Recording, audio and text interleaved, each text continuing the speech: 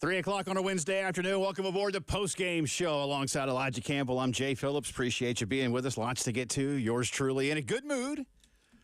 The Atlanta Braves with a comeback win today. I mean, it is a comeback. If you're down 1-0, you're losing. Yes. And if you win after that, then it's a comeback win. Yeah, if we're establishing rules here and what we can classify things as comeback wins, if you were losing at any point, it technically counts as a comeback win, but they all have different degrees. Yeah, it's the most minimal type of comeback win. Right. But nevertheless, a win. Braves have taken 5 of 6 now, take a 2 of 3 from the St. Louis Cardinals, who are also kind of struggling. Good. So far this season. I saw that your Reds were tied at 2. I don't know where the game... They took a 3-2 lead. Okay. I'll get a double check on Pulling for you? right now. Yeah.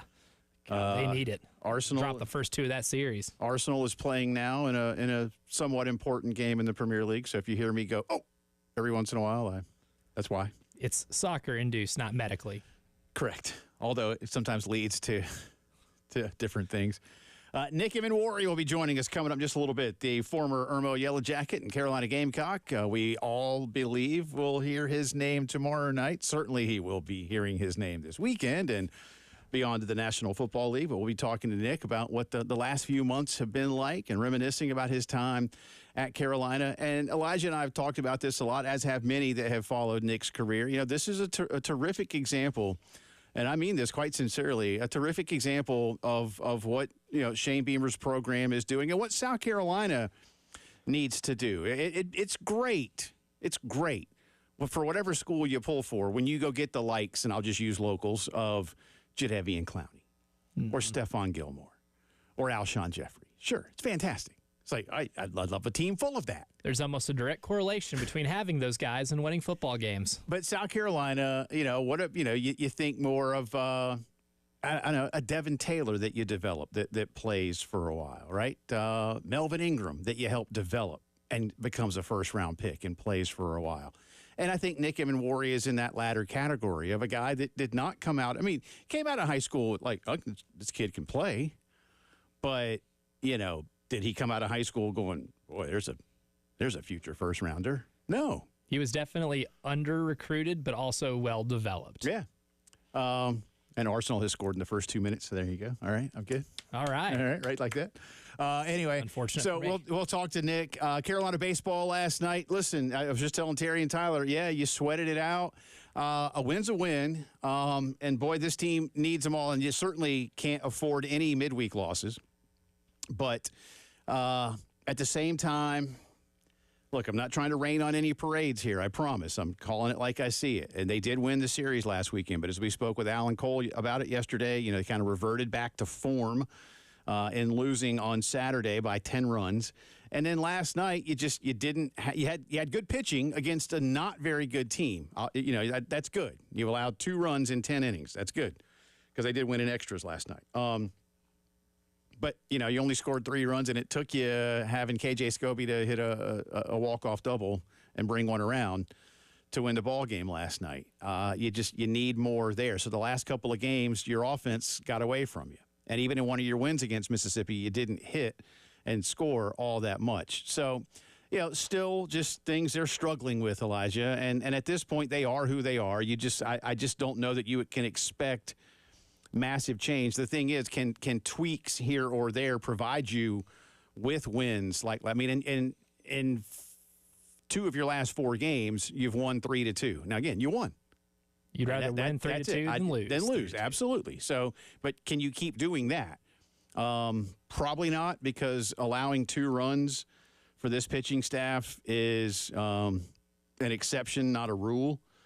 But if they can find ways, as we've talked about, to just feel better and more confident about their control issues, then maybe you stay in some of these games. And maybe you do to Kentucky this weekend what Kentucky just went and did to Tennessee. Surprise them in their building, But at this point, it just feels, as Alan said, like such a mountain to climb in order to be in the postseason discussion, which at that point, or at this point, South Carolina's not. But again, you won last night. And so, and not only that, but maybe that kind of win, leaves you with a little bit more, dare I say, excitement in between the ears in terms of how you feel about yourself. The players don't necessarily, I think, look at it the way a lot of us do when we observe. Did we win? Yes. Okay, let's go win again the next time. And that's the right mindset, obviously.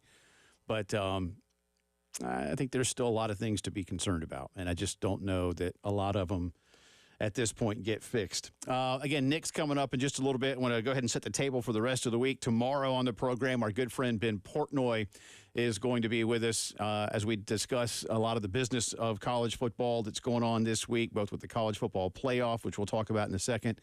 Greg Sankey putting some things out today at a separate event that Ben was covering. So we'll touch on those things tomorrow at 3:30 with Ben, and then tomorrow and Friday, top of the 4, our very good friend Langston Moore will be with us. And we may reminisce about when he got drafted by the Cincinnati Bengals and love a good draft story. What it was like in the build-up and all those kind of things. So we'll do that and a few others. And we got Teron Davenport Friday at 3:30. Excellent. Teron is covering the Titans in the NFL draft for ESPN. Been with us before, a buddy of Elijah's from the Music City days. He was featured a lot yesterday. He's gotten a lot of FaceTime on ESPN the last couple days. Yeah, so that's good. Good get, as we say. That's an industry term. Good get. Get. Way to effort that. I efforted Teron, and we got Teron. You got the get. He was amused. We were texting back and forth, kind of catching up a little bit, and I told him about the play, and he was pretty amused. Yeah. On a double pass from the wishbone. He should be. He got a kick out of that. How far did the play go for? A mere 29 yards. 29 yards. That's an explosive play, my friends. That's right. Yeah. What does Shane say explosives are in the pass game? Anything above like 18? I think it's above 20. 20? Or no, 15. I don't know. Well, whatever. I think it's 15 for pass, 10 for run. Okay. Hey, then you nearly doubled it, man. That's a double explosive. That was a super explosive play. I will classify that as super explosive. Yeah. So we'll get into some Gamecock stuff for you here in just a second, including a little bit more from Coach Maneri. But let me set a couple of things up that we'll do later on in the broadcast. The college football playoff meetings are, I think, done for now in Dallas. They might be out there for a little bit longer. I'm not sure. Yesterday, the only real news that came out was that the Rose Bowl has acquiesced to moving its start time up an hour. It'll be the earliest ever kickoff for the Rose Bowl game on New Year's Day next year. But today, they gave us dates, and we'll get into those later. I'm not going to do that now. We obviously, that's all we know at this point is dates and times for quarterfinals and semifinals.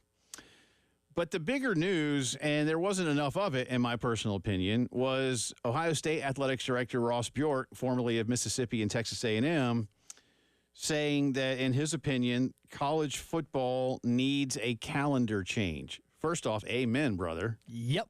And solve a lot of problems. Elijah and I talked a lot about this back during the season, and during, I think we really had if I recall correctly, sir, a really good discussion on this, and you threw out some things maybe during the playoff. December is usually when this comes up because that's usually when the schedule kind of reveals itself to be non-functional. Well, and and I've seen some other folks put things out. What I say disappointment in the sense that he did an interview or maybe just a quick sit down with Heather Dinich of ESPN, but he didn't get into specific. The one specific he gave us, and I agree with this too, was when the portal should open, and he basically said, like, first half of May. I don't know that he gave specific dates, but because he basically said most deals that we're going to start signing for players with NIL and rev share are going to run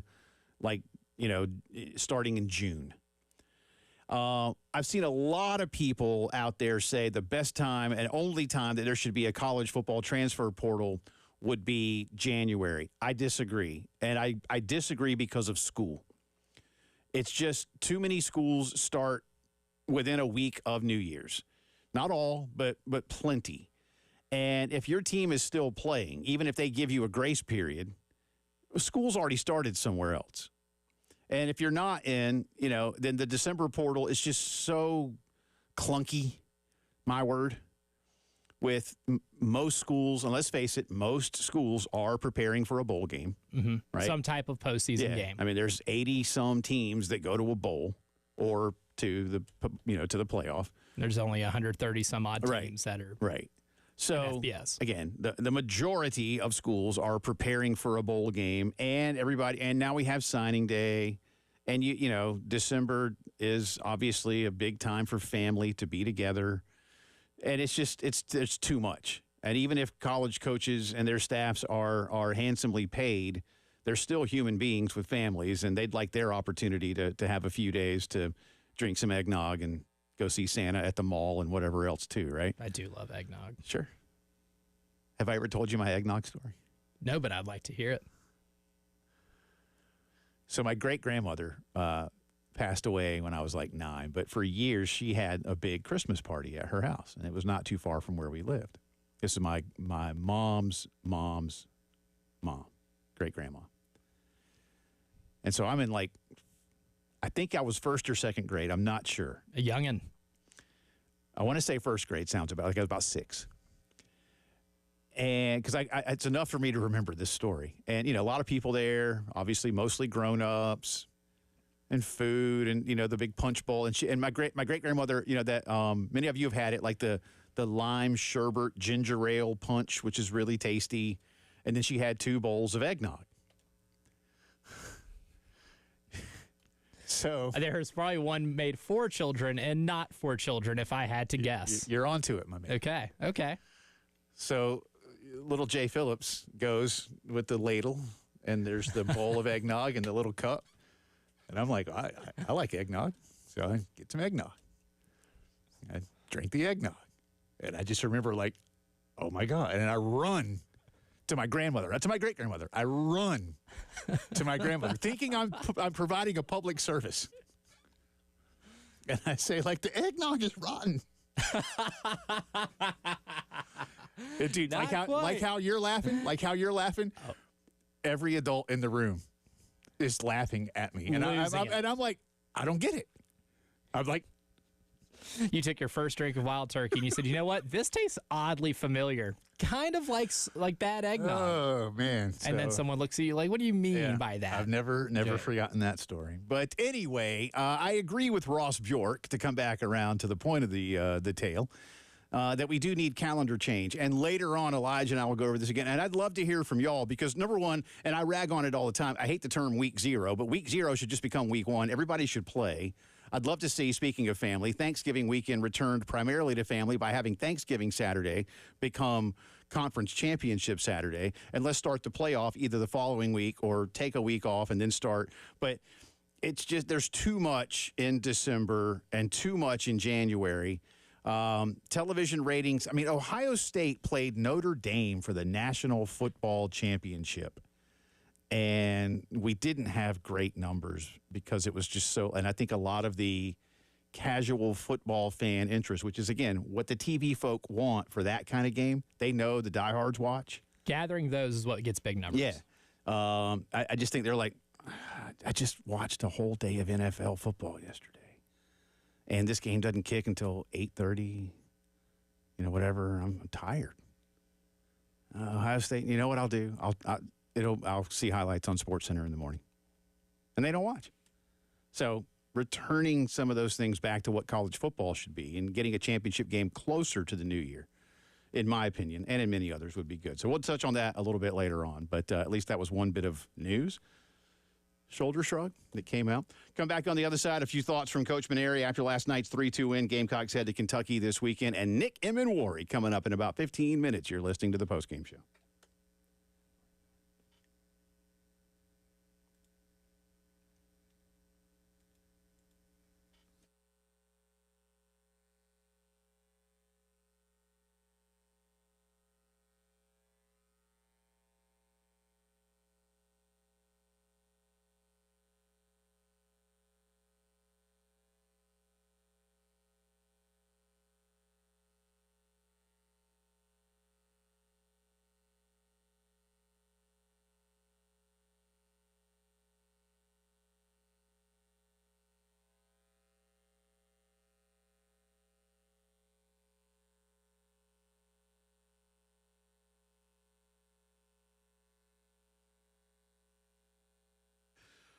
Cato's Power Equipment ready to help you out when it comes to getting the yard looking better, whether you do it for yourself, you do it for a living, as I've said. How about this? Right now, you can get a free 60-volt Toro blower or string trimmer with the purchase of a Toro time cutter, Titan, or other select push mowers. I love my Toro products, y'all.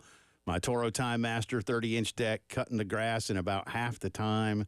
The new Flex Force blower is fantastic. You'll love these things. And again, the battery power, working just like gas-powered, plenty of power to get it done for you. You can get $50 off and a free 60-volt Toro blower with the purchase of a Recycler Max self-propel push mower or other products. Again, normally $549, now under $500, and that's just a fraction of what they're doing. Great deals right now on Steel, on Aaron's and Gravely products as well. Again, whether you do it for yourself, whether you do it for a living, see the great family-owned Cato's Power Equipment since 1983. 4012 West Beltline Boulevard, CatosPowerEquipment.com.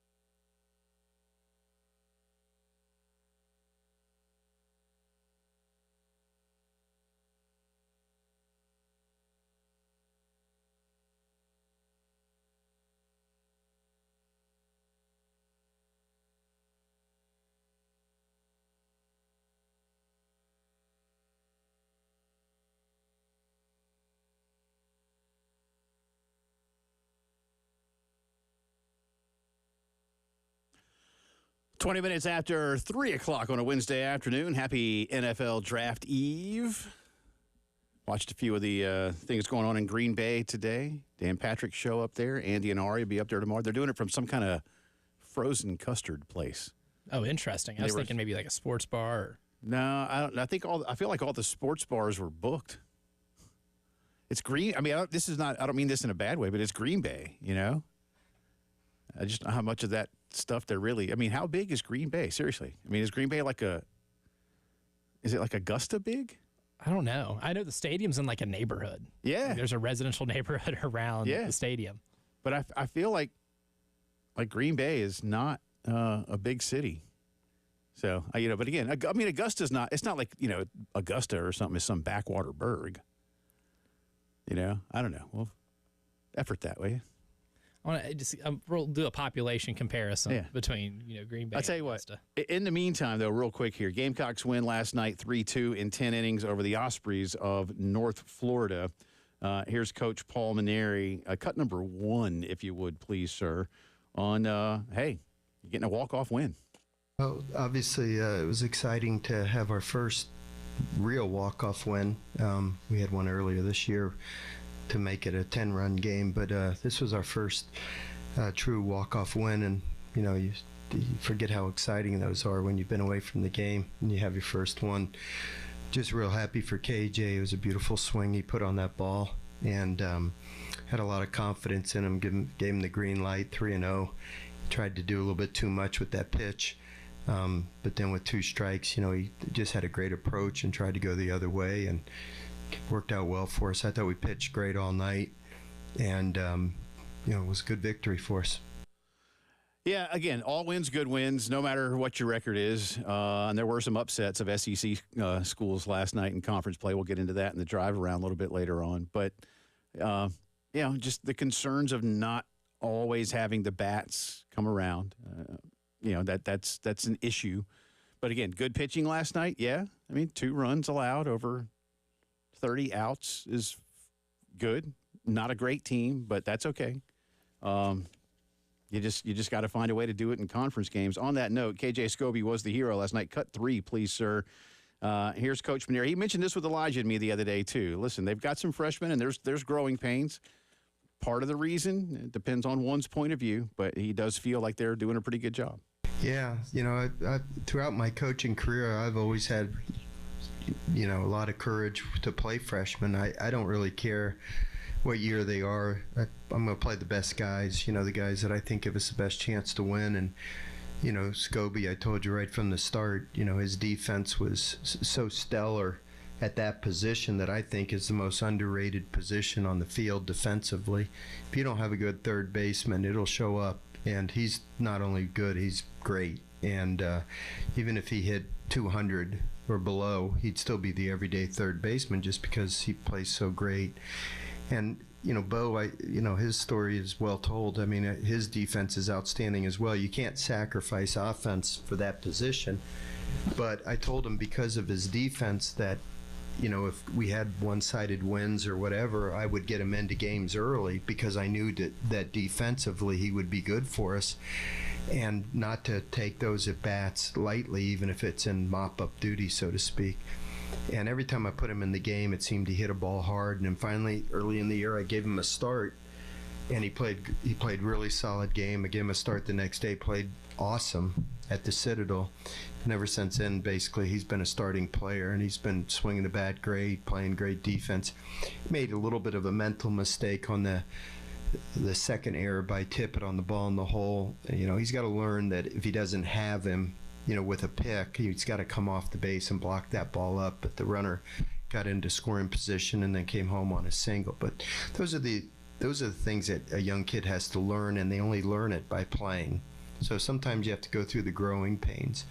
And in Braylon's case, he's just a gritty little hard-nosed son of a gun, and I think the world of him because of the way he plays. And our pitchers pitch their best when he's behind the plate, and that's why he catches most of the time now. I do think that last point is one that I want to focus on for a second, because I think a lot of you understand how important that is, but maybe not everybody always does. Like, well, as long as he catches the ball, right?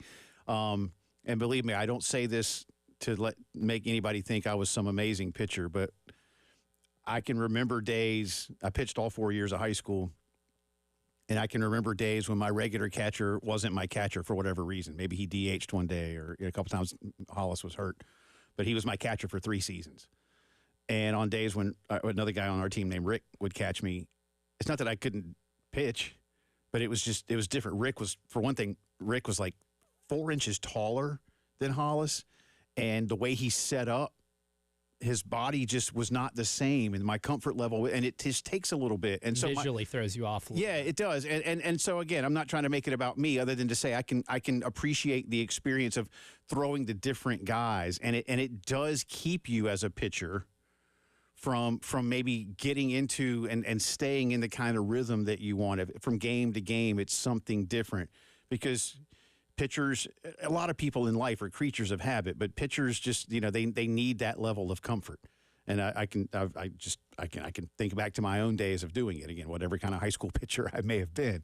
So I think that's a big step that they're starting to find that now. And you hope the bat comes around, right? But at least at this point, again, maybe we're seeing, those little steps, Elijah. And like I say, a wholesale change for this ball club is not happening in the 2025 season, but incremental steps, to try and start getting there. And again, can you take some of what you've done in the last week and apply it?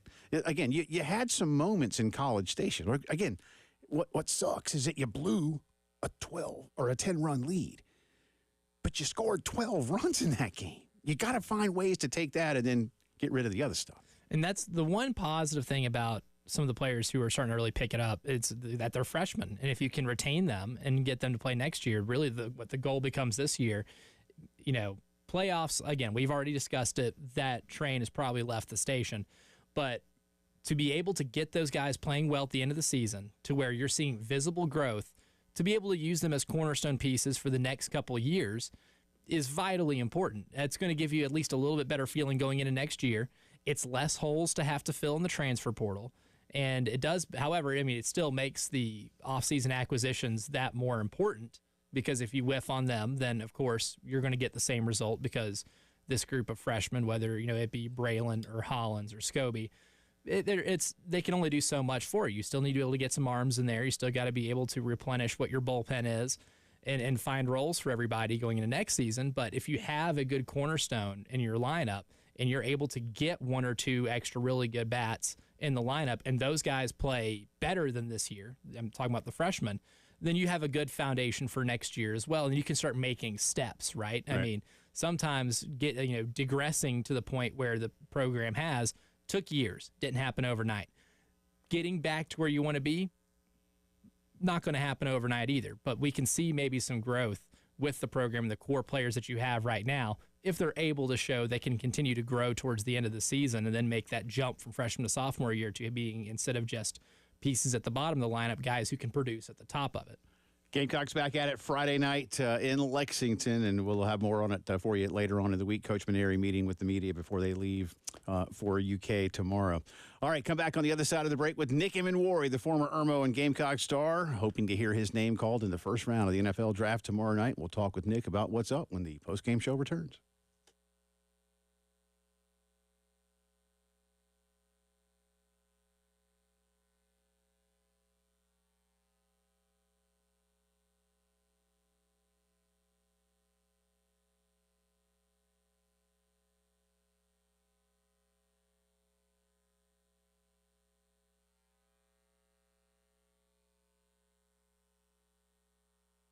Integrated Media, ready to take your home theater experience to the next level. Now, is the next level from the ground up, as in you don't currently have a really cool home theater setup? Then Integrated Media can make it happen. Already have a cool setup, but ready for advancements in the latest technology with televisions or speakers? Integrated Media can do that. Maybe the next level is an outdoor system where you can have the same picture quality and same sound quality as you do indoors, but enjoy the weather because the equipment is made to be outside and to live outside, even in our climate, 24/7, 365. Trust me on this. Amazing stuff they can do for you. Plus, Wi-Fi that works everywhere. Many people still working from home. Your kids are doing all their gaming and streaming and everything else.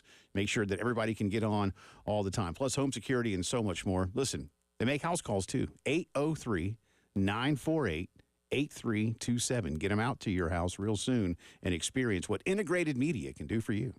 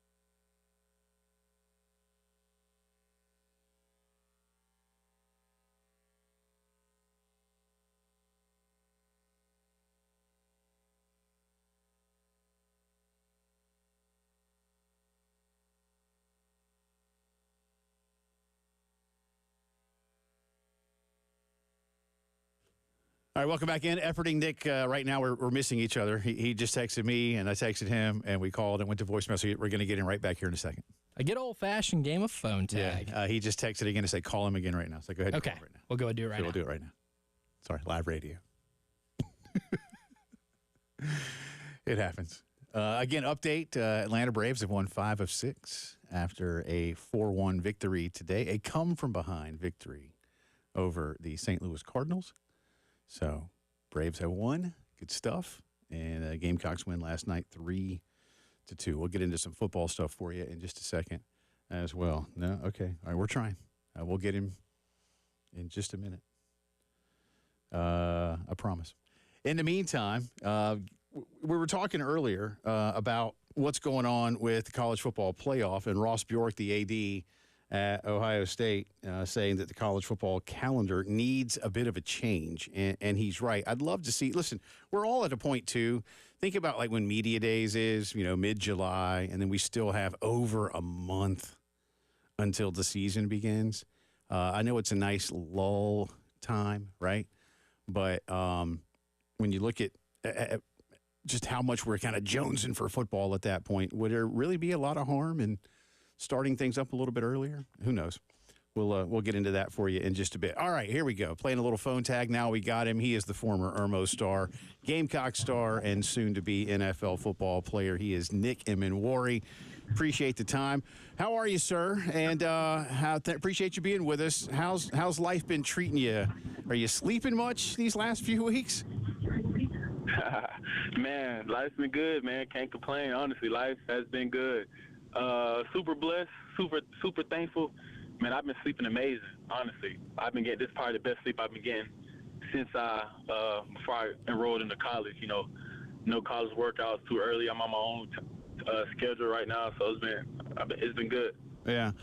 What have these last few weeks since the combine been like for you as you've spoken with individual teams? And look, I could sit here and ask you all those crazy things like what's your favorite type of cereal and all the weird things they might ask you. But in all seriousness, just as you've gone through it, maybe what have you, even in some ways, Nick, kind of learned about yourself as folks have been asking you what you're like? Yeah, I've learned a lot about myself going through this process, just how people view me, what feedback I'm getting from teams and stuff. But every team I've talked to, I talked to the majority of the teams. I've talked to almost every NFL team. But the visits I took went to the Panthers, Falcons, Saints, Seahawks, Bengals, Dolphins, Pittsburgh. So I've been to a couple teams, and they all see me, in a real good light. Think I'm a great player, has the potential to be all-pro player, a great NFL player. So they're super excited to get me, whatever team gets the chance to have me on their squad. So. Nick, whenever I think about your South Carolina career, I think about, doing my personal post-game video on the field at Clemson after the game, seeing you and DQ Smith running down the hill, and it seemed like you guys were having the time of your life. That was a fun afternoon. But where does that, getting to win at Clemson twice in your career, kind of rank in some of the highs of being a South Carolina Gamecock for you? Man, for me personally, that's at the top, and that's at the top of everything. Top of my career, top of my list so far. Just being undefeated in Clemson, Death Valley, whatever they call it, but being undefeated there, man, it's awesome because, if you guys remember when I first came into college on National Signing Day, I hit him with a Clemson's on the clock. So, that's kind of like legendary how right when I said that, we haven't beat Clemson in a while, and that first year I was in school, we beat Clemson for the first time in years. Broke their home win streak or something like that. It was like a 70-something win streak. We broke that streak, and then we beat them again my last year in college. So it's been fun, man. That's at the top of my list for sure. Yeah. And to be fair, the Carolina defense in the game y'all lost, y'all didn't let Clemson score an offensive touchdown, so that was a pretty good experience. We didn't score a touchdown. So, So there was that. Nick Emmanwori with us, the former Gamecock safety. Again, expecting to hear his name called tomorrow night at the first round of the NFL draft in Green Bay. Let me take you back to the Combine because you're not a unique situation when it comes to the Combine, but there are several guys that go up there and maybe don't do as much. Your tape and your stats speak for themselves at Carolina.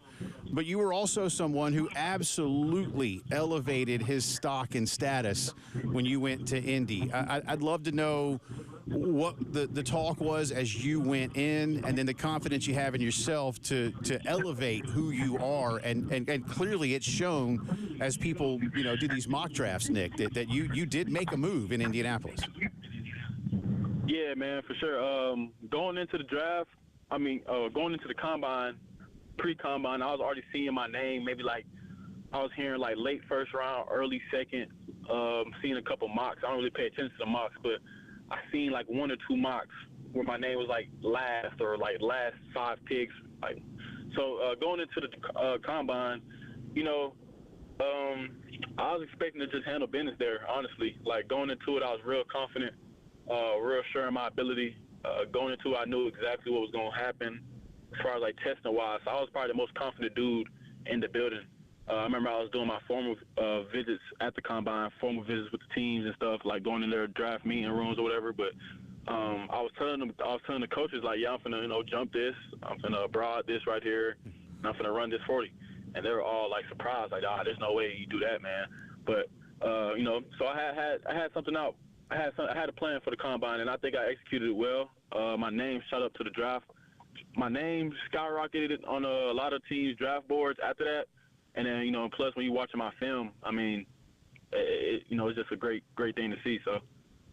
Yeah, absolutely. And Nick, I think one thing that this past year that you showed, your ability to pick off passes and take them to the house. That was, I guess, when you look at the things that stick out on tape, that's definitely one of them. But now that, you're going into your draft day, you're kind of thinking ahead about your future playing in the NFL. Is there a quarterback or a team that you're really excited to get to show your chances or your abilities against? I really would love to play with or against Lamar Jackson. That's one of the dudes I kind of respect the most in the league. Yeah, Patrick Mahomes is good. Josh Allen is nice, but Lamar Jackson, just his athleticism and he's becoming a better thrower each year he's in the NFL. I want to match up with that athleticism and see how I can hold my own against him. So, a few more minutes here with former Gamecock Nick Emmanwori. One of the things that a lot of us have talked about when seeing you come out of Irmo and being a local kid and doing what you did at Carolina is your growth and your development. And I know you could probably spend a lot of time on it, but in a nutshell version, just where you saw yourself, in your first spring practice with Clayton White and with the staff to where you are now. Because, you grew up around here and you know that Carolina, let's face it, Carolina's not always going to have the talent levels of an Ohio State or a Georgia. You're going to have to develop guys, and you have become one of the great examples of development under this coaching staff. To take us through some of those highlights and what you remember to get you where you are now. Honestly, man, it was just a perfect storm brewing in Columbia, especially at the perfect time where I came through there. I owe a lot of thanks to Coach Beamer, Coach White, and Coach Gray, who had a lot of stuff to do with that, and even the strength staff. They had a lot of stuff to do with my development at South Carolina. Just like you said, Ohio State's probably gonna have better dudes year after year, but at South Carolina, you got to get it out the mud, man. As they say, you got to really grind at South Carolina, put all your chips forward, especially from where I came from. South Carolina was my only Power 5 offer, so I didn't really have, everything how these other 5-star kids had. So I had to really get out the mud. No one really knew my name. Even when I committed to South Carolina, I was kind of under the radar. A lot of people were speculating. I remember a couple of dudes was why we keep getting 3-star recruits? He's not going to help us. So I just remember all the stuff back then. But honestly, man, that's just like you said, at South Carolina, if I was at Georgia or Alabama, it would be no question I'd be a first-round lock. No no question. No one's questioning anything. No one's thinking about it twice. But at South Carolina, man, you got to get a little different, man. You got to get it out the mud. Got to grind a little harder. So it makes it better knowing I did all that. Coming from where I came from, Irmo High School, 15 minutes up the road, 3-star recruit, only one Power 5 offered a first-round pick or potential first-round pick. Man, it's pretty awesome, and shows a lot for what Coach Beamer has done. So. And going back to your days at Irmo, Nick, your former coach, Coach Brand, is one of my favorite people to talk to. He's a fantastic interview, and every time I talk to him about you, he speaks very highly. How do you kind of remember that time playing for Coach Brand and being able to do what you did over at Irmo High School? Man, yeah, like you said, man, Coach Brown, he's a great personality, great coach, man. He has a great voice, man. He can talk. He can make anything sound good, you know. Yeah. But playing at Irma with Coach Brown was a great experience. But he taught me a lot too, man. He just instilled a lot of confidence in me early on, you know, especially like just, you know, none of the offers were really rolling in, but he just knew, like, man, you're a different dude, you know, probably one of the best cats he's ever had a chance to coach. So he used to tell me I'm a different dude all the time. He used to call me Superman. That was kind of like my nickname, Superman. So playing for Coach Brand was great, man. I think me playing for Coach Brand and him coming in was also a perfect storm. I think we changed the landscape of Irmo throughout the time I was there. So by the time we left, that was probably the deepest we went into the playoffs for a long time. And then after I left, you know, it kind of like set the foundation for the younger guys to see me go succeed and stuff. So they kind of got a different type of hunger for the younger guys, and that kind of led them to deep playoff runs and just playing for the state championship this past year. So, Nick, we'll get you out of here on this. What are the Nick Emmanwori draft night plans? What you got going on tomorrow? Yeah, I'll be at Lake Murray, a couple of family, a couple of teammates, and a couple of friends, man, on Lake Murray with the fam, watching it. You know, just waiting for my name to be called, man, just soaking it all in. You know, it's been a great journey, great ride. Thankful for all the Gamecock fans. Thankful for my time at South Carolina. You know, thankful for Columbia. You know, I'm going hopefully, you know, going to a whole new city, so be my last real time in Columbia for a while. So. Well, a lot of people pulling for you, man. And again, tremendous success at Carolina. Congratulations on the career that you had and helping elevate the program. And all the best tomorrow night. We're all pulling for you. Yeah, I appreciate that, man. All right, Nick. We'll keep in touch. All right, when you get that name called here soon enough, we'll be back in touch and see where you're going next. All right. Yeah, for sure. Good deal. All right, appreciate it, Nick. Good stuff. Yep. All right, that's Nick Emmanwori. All I ask is that if he gets drafted in the NFC South, to take it easy on my Saints. Okay. That's it. There you go. Thank you, Nick. Appreciate it, buddy. That's Nick Emmanwori. This is the Postgame Show.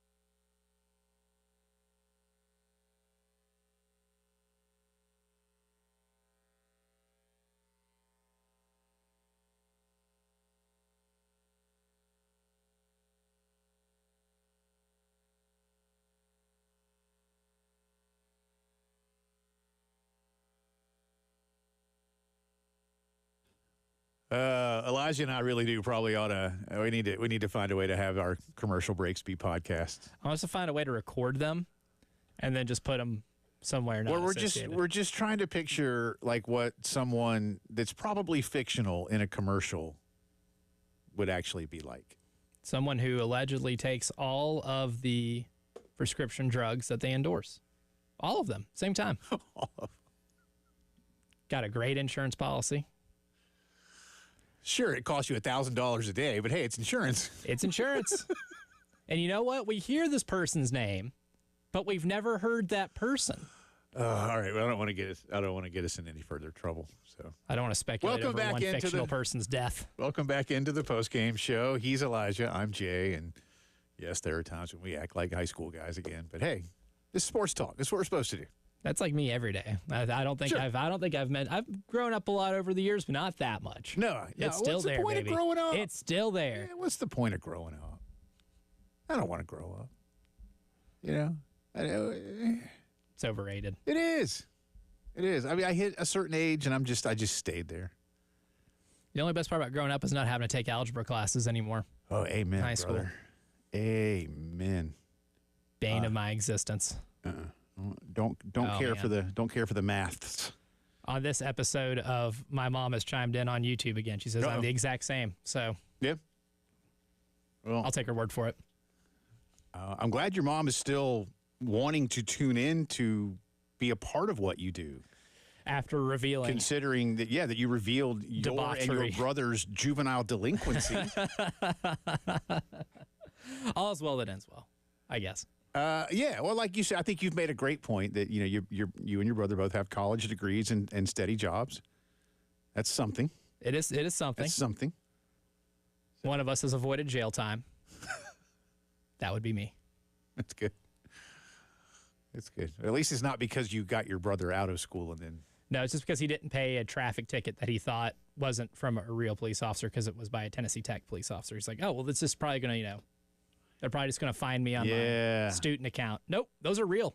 That's a real traffic ticket. Man, I buddy. got so many parking tickets at Carolina. They don't have enough places for people to park. I don't know if they do anymore or not. I hope they have more places to park now.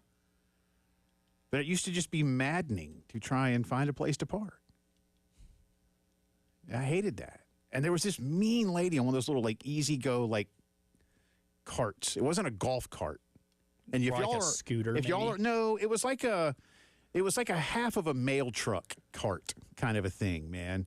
And those of you around that time, y'all remember. And if you had classes like I did, mostly at Gambrell or the nursing building over on that side of campus, this lady she just gave out tickets left and right, man. Almost like it's her I job. was like, come on, ma'am. I'm trying to further my education and hopefully do more for the state of South Carolina one day. But she didn't care. Anyway. No, and listen, in all seriousness, good stuff from Nick Emmanwori, pulling for him tomorrow night.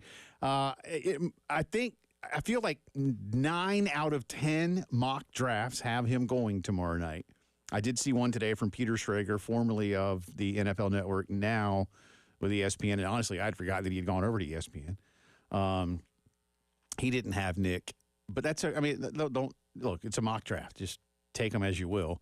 I've also, like you, Elijah, I've seen Nick going in the top half, meaning, 16 or better. I think 15 was the highest maybe that we've seen. Most feel like they're around the 20 range, depending. That'd be great if he goes any higher than that. And like you said, you were joking, like one of them was Atlanta. I know you don't want him going to Atlanta or Tampa because you're a Saints fan. I don't have to cheer against Nick. I don't. Yeah. And potentially, I don't think the Panthers pick where? Like Pick 8th, right? 7th. Yeah. 7th or 8th. Yeah. So, don't know if he goes that high. Well, you know how I know he's going to get drafted in the first round? Because we just reeled off 9 out of 10 mock drafts, which is the same type of percentage of toothpaste advertising that their or dentists, recommend them. Sure. So if you're at like the dentist toothpaste rate Yeah. in mock drafts, I like your chances of getting first. That's solid. Appreciate Nick's time. Good luck to him tomorrow night. Coming up next hour, we'll get into some news around the college football playoff. Should the calendar change? We'll discuss.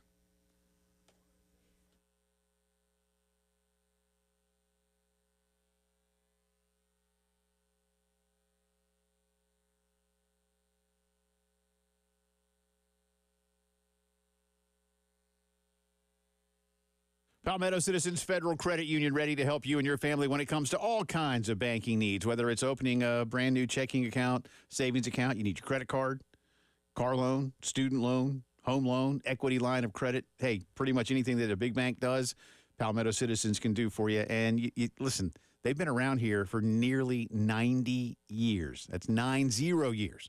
So they know what's up. And they're only in the Midlands.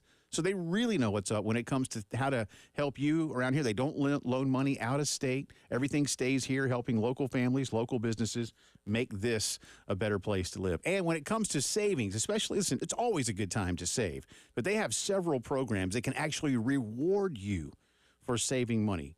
Do yourself a favor. Go online to palmettocitizens.org and check out all that they can do for you, or stop in to any of their 14 convenient Midlands locations. My wife and I are members. We love what they've done for us. I think you will too. Palmetto Citizens Federal Credit Union.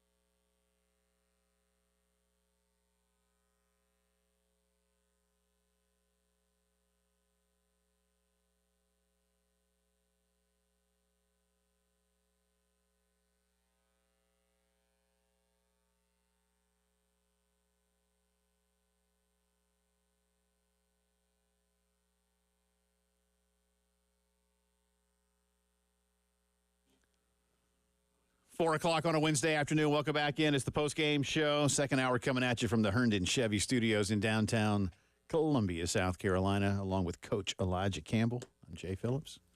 I'm typing up as we speak, my press release to send out to all Coach of the Year voters to go ahead and put me in consideration. I'll vote. Actually, I don't have any Coach of the Year votes. I don't get those. I don't think they'd rather me vote for players.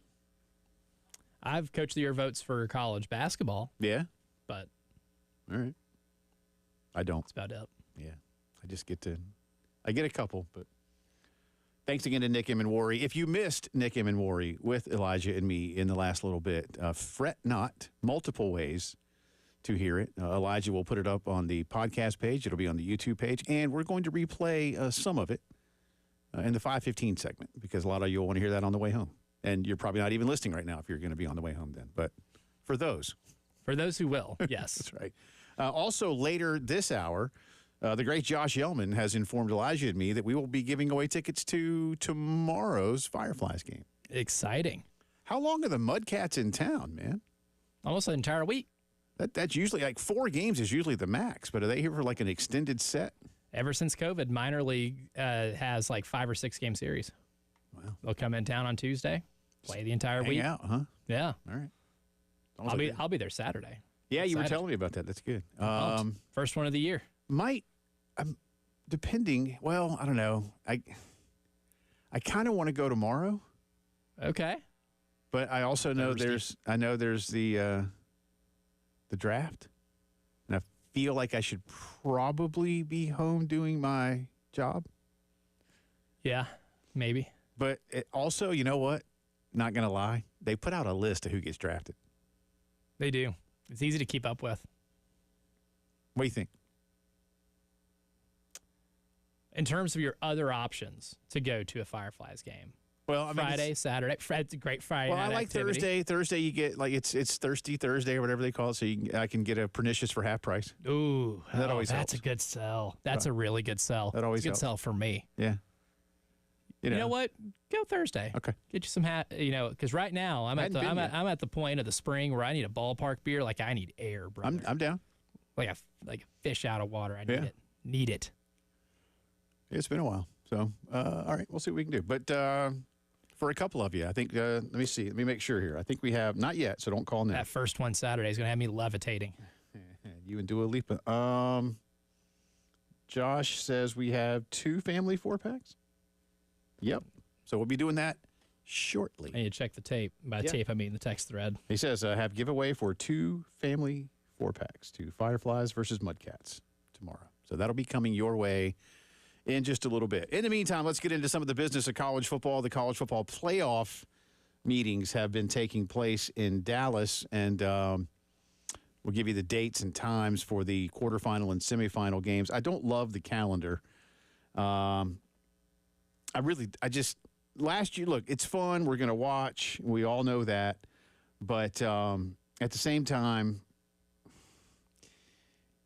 playing the college football championship January 20-something just doesn't. 10 or 11 days before February. Yeah, I don't like that. But let's come back around to the point. Then we'll come up with the dates and kind of put all this together. Ross Bjork is now the athletics director at Ohio State. Again, he was AD at Mississippi. He was AD at Texas A&M. Now he's the AD at Ohio State. And so he carries weight. And I like Ross. He's a good dude. He knows what he's doing. He's made a lot of money. He has. And he's helped his schools make a lot of money. He's had a nice upward trajectory, both in the SEC and now in the Big Ten. But he did an interview with Heather Dinich of ESPN and mentioned that the calendar needs to change. He proposes only one portal for college football to open in May. I am with him on that. And as I mentioned earlier, the primary reason is that when it opens, if it opens in January, you can't transfer in January because school starts. Mm-hmm. So, if your team played a New Year's Day bowl game, or if you're in the, for the schools that are in the playoff, but look, the bulk of people aren't in the playoff. That's 10%, give or take. But again, the majority of schools are in a bowl game of some sort. Over 80 teams go to bowl games now, or postseason play of some variety. And so, January is just not practical. It's just not, because again, school starts, period. And even if schools and, some superstar player, and let's face it, there aren't many superstar players that are transferring. But Can a school president, work with an athletics director and wave a magic wand and get you into school? Sure. But you don't want to make a habit of that. You don't want to have that become routine. Go through the process of the bowl game, get back into school, go through the process of spring, and then have one portal that opens for a couple of weeks in May. If you're going to leave, you're going to leave. If you're going to stay, you're going to stay. And by the time everybody's spring games are done, then you have an idea of who's doing what. And I think that just cleans things up a little bit. And again, in December, for students, you've got exams at the beginning of December across most of the country. Then you're preparing for your bowl game. Your coaches, in the meantime, have signing day to worry about and the final recruiting process to make sure that all the guys they've got committed stay committed. They are also looking at tape of your bowl game opponent. And then everybody has the holidays. And so it's just a lot. And Ross is right. But if we don't change the football calendar, you can't really change much of anything else, other than the portal, perhaps. And you and I have talked about this before, and I'm all for this. Listen, we could start 2 weeks earlier than we do. Is it going to be hot? Yes.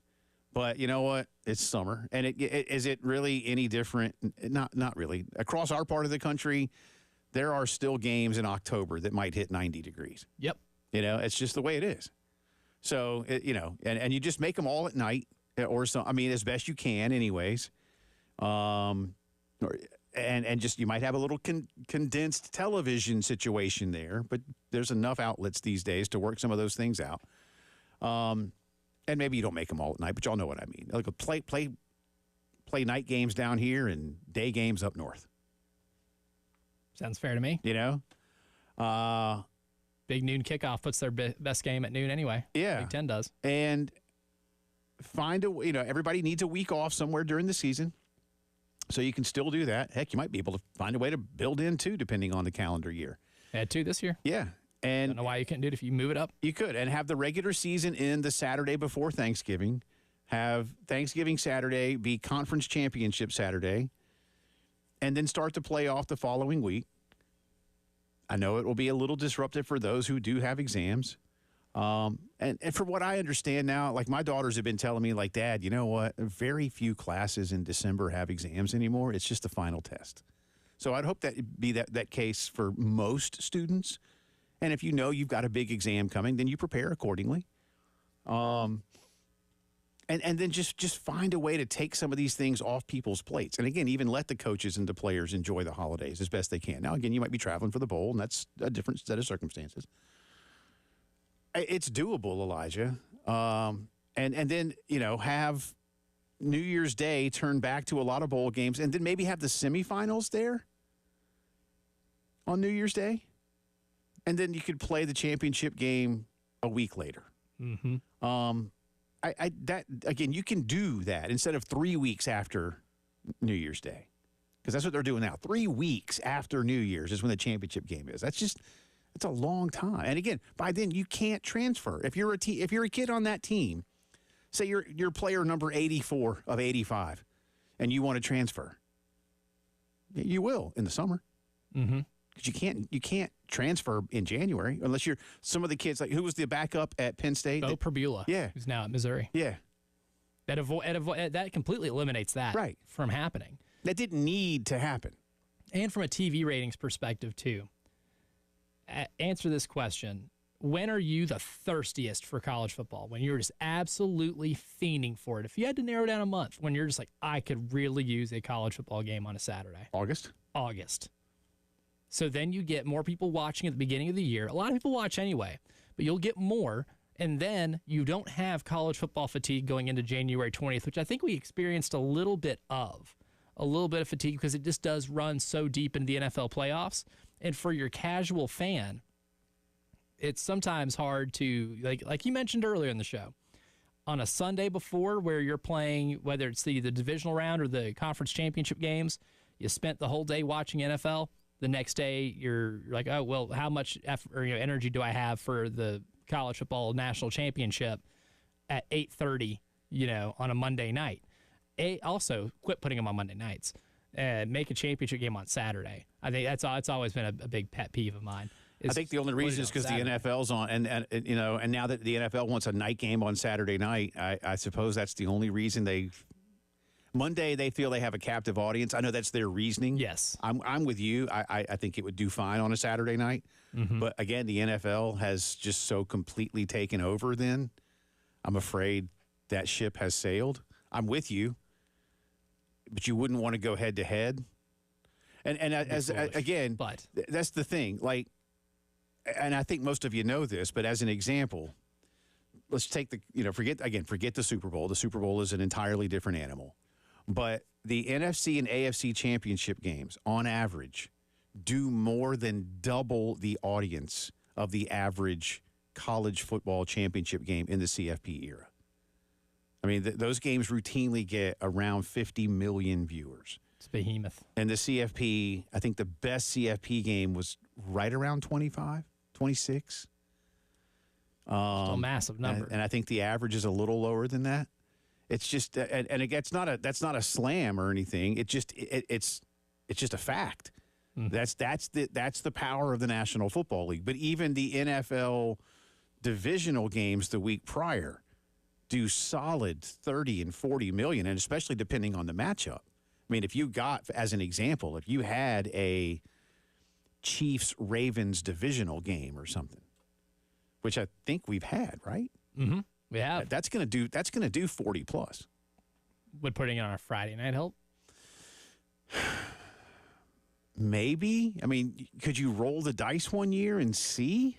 Especially considering you don't know when New Year's Eve and New Year's Day. I think it's not a set day, like a set day of the week every year, right? I think for sports, again, other than a holiday, I think one of the reasons that you don't get big sports on Friday, again, Elijah, goes back to the casual viewer who probably on Friday night in the United States, that's just a night to go out and not necessarily be around a television. Again, people like you and me and most of this audience that's listening right now, as we've said, we would watch the national championship game, no matter who's playing, at 3 a.m. somewhere. Right. And we'd be awake and we'd be engaged and we would love it. But the casual fan that they want, that peripheral fan, is not going to get up at 3 a.m., nor are they, if they were like, I want to watch that game on Friday night at 8, or do I want to go out with my friends to a restaurant or a club or a movie? I've been a long week at work. Yeah, I'm going to go out to a restaurant or a bar or a movie, or all three. And it's just kind of, I think that's sort of been the logic. But the logic would also work the same for Saturdays too, right? Yeah. And I think that's why the college one is on a Monday. I just feel like they think Monday, you're home and you're, again, somewhat of a captive audience. And it can, let's use this upcoming year for an example. January 2026, New Year's Eve, so the last day of December, going to be on a Wednesday. Thursday is the 1st. If you have it that next Friday, both participants have at least a week's rest. Yeah, and this year, to your point, I tell you what, let me hit a break here. I'll give you the dates because we're going to get a dice roll. So you've already made 1 point here, and I think we did last year too. We're going to get a dice roll, and we'll see how much better they might be able to do. But and what do y'all think? Hit us up. Would you be good with college football starting, say, the third weekend of August, and having basically 2 regular season games played, two regular season weekends played before we get to the Labor Day weekend? Hit us up, 803-404-6100 on the Firehouse Subs text line. You're listening to the Postgame Show.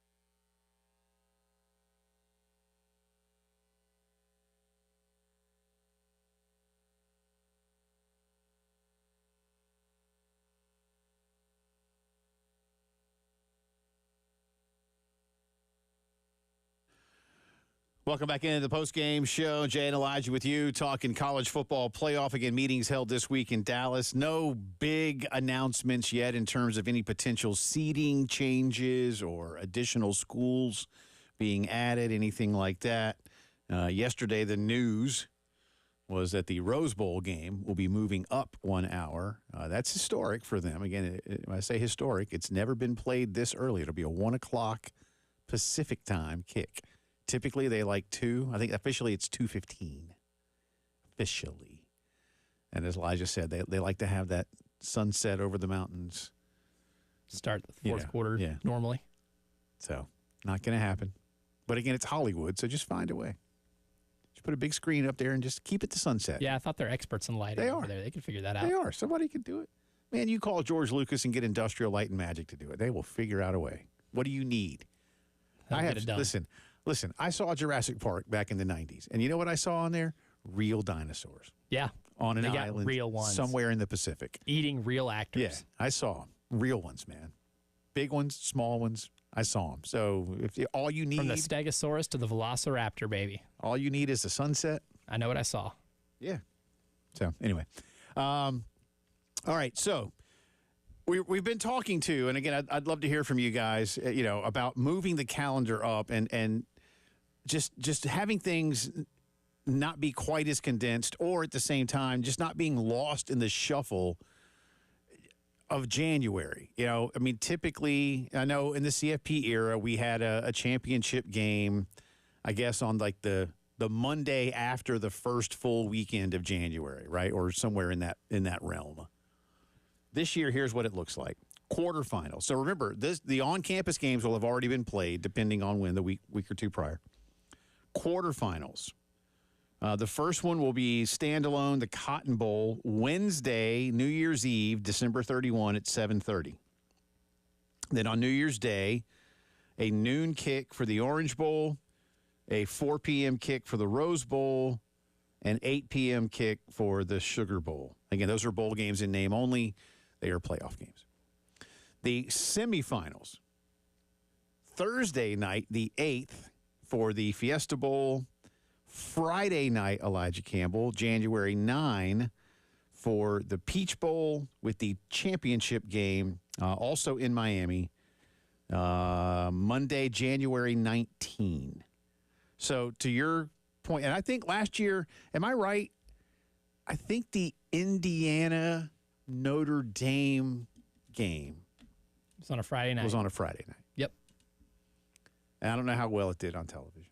Probably. I think they all did pretty well. They did all right because it's a big deal. They did all right, but could they have done better on other nights? But again, on Saturday in December, and that's the thing. Years and years ago, it really wasn't like the NFL was trying to take over. What happened is that years ago, the television network said to the NFL, hey, would you guys be interested in playing on Saturday once college football's over so we can have more content on Saturday afternoon?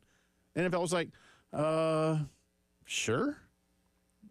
And once you open that tube of toothpaste ain't going So, back yeah, in it the isn't tube. like the NFL said, you will have us play on Saturdays in December. Again, because it's been a long time, man. Doing it for a while. Yeah, a long time. I mean, I've always remembered December Saturday games for NFL in my lifetime. So, again, this goes way back. But, yeah, now, yes, to your point, yeah, good luck getting the NFL to go, no, we'll go back to Sunday for y'all. No. It spreads their product around. And, again, unfortunately, those games, heck, man, you could get the Giants to play the Browns. Or the Jets even to play somebody, and Jets Cardinals. A lot of sickos out there. And it'll do $20 million like that. We'll crush whatever it goes up against normally. Think about that. And again, give me a good game. And you get what you want, especially in a captive audience around holiday time. But, a Friday night, January 9 game to decide one of the participants in the title game should do okay. But I'm with you. I'd rather see it on Saturday. But on January the 10th, that'll be, what, will that be wild card weekend, I guess, this year? I believe so. Yeah. So, no chance, man. No chance. And that's just the world we're in. So the point we're making here is moving the college football calendar up into August moving conference championship weekend to Thanksgiving weekend, and then starting to play off accordingly to where you could maybe have the semifinals on New Year's Day would be a whole lot better for everybody. Now, you're still going to run into the NFL regular season ending, but, and I don't know, could you get the networks? Could you really get everybody into a room and have the NFL at least acquiesce when it came to, say, a Saturday night game a couple of weeks? I don't know. I just don't think you can, man. It'd be a tough ask. It is. We have one nameless texter here on the Firehouse Subs text line who likes the idea, but wants to take it a step further. Okay. Says, I have no problem with moving college football dates up. I would actually maybe even move it up to the second week in August. Hey, I mean, we're ready for it. You know? Thirst is there. We're ready for it. I do. Yeah, I mean, how much do we worry about the heat? I do think that's something that's it's still hotter the first couple of weeks of August than it is the first couple of weeks of September. Still very much summer. Maybe only a little. But school starts around then, right? I mean, typically school starts by mid-August everywhere. So you're here. You could. And then media days would only be a few weeks before. Of course, now that might mean that we move media days. Media days can be moved, yeah. 4th of July weekend or something like that. I don't want to do that. Well, then you're going to have to go for me, man, because this happy little guy will be on the coast of South Carolina for that. Unless they want to move media days to Litchfield. It should be great. It'll be fantastic. They could have it at Litchfield by the Sea, and I'll drive over. I'm good with that. But they won't do that either. So, yeah, look, again, move a few weeks change could be beneficial, and you could work it accordingly. And will that be the end-all, be-all? No. Are you going to go up against the mighty NFL head-to-head ever? I don't think so. I guess I could see, because here's another thing. Don't forget this, y'all. These games are on ESPN. It's not just a Disney thing where they could put it on ABC. Part of what they're paying for and part of what you pay for as a cable subscriber or an ESPN subscriber once they go to direct-to-consumer this fall is this kind of access. This is part of why it costs a lot of money for your cable provider to get ESPN, and then you pay for it as part of your package. These games are exclusive to ESPN. A lot of people say, why doesn't Disney just put them on ABC? Great question. And could you make more money and have more eyeballs? Yes. Yes, you could. That's why. It's the exclusivity part.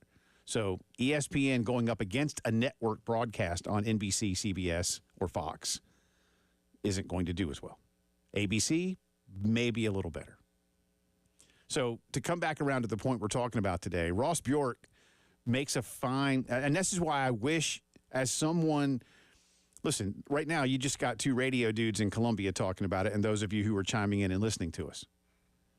Ross Bjork holds sway.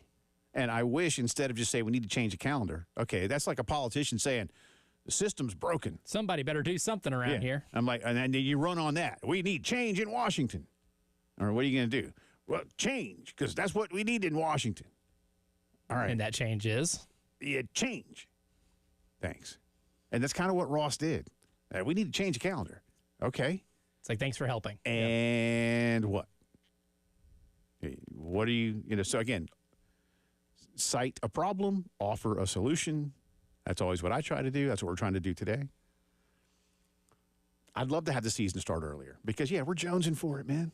And then you could get ahead of the NFL season for a few weeks. Not that you're going to take over the NFL. That's not an attempt at doing that. But then your season's in full swing. Hit us up. If you got thoughts, 803-404-6100. You want to go ahead and do the tickets? Let's go do the tickets right now. Let's do it. Or you want to call or text? You know what? Let's text. Text. All right. Fireflies. First two of you, text the word Fireflies to 803-404-6100. First two of you that Elijah gets on the Firehouse Subs text line are going to the Fireflies. Again, a lot of fire. It's fire, as the kids say. The kids do say that. So text Fireflies to 803-404-6100, and the first two of you will get a family 4-pack of tickets for tomorrow night's game at Segra Park against the Carolina Mudcats. You're listening to the Postgame Show.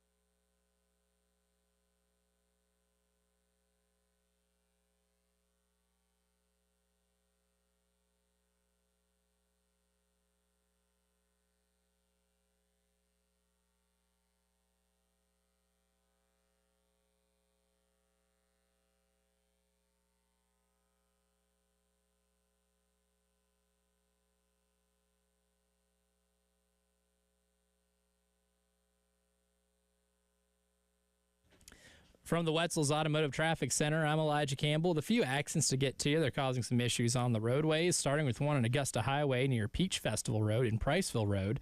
Got one on Clemson Road at Summit Parkway, Clemson Road at Rame Road, North Springs, Farrow Road, Highway 555 at Jenkins Brothers Road. Got 3 on Highway 1 at Augusta Road, one at Parkland Road and Decker Boulevard, the other at I-77, the other one near Alpine Road. Lastly, a disabled vehicle is causing some issues on I-20 westbound after Bush River Road near exit 63.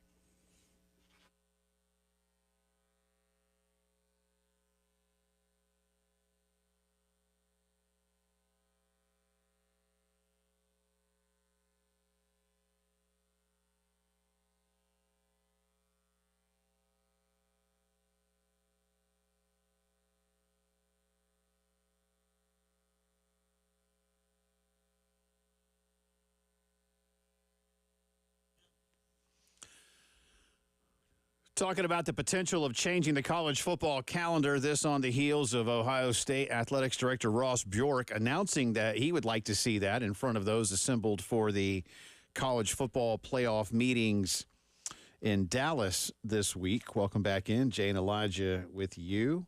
Again, if you've got thoughts on this, hit us up on the text line, 803-404-6100. Would you be in favor of maybe starting the college regular season mid-August, maybe a couple of weekends before Labor Day?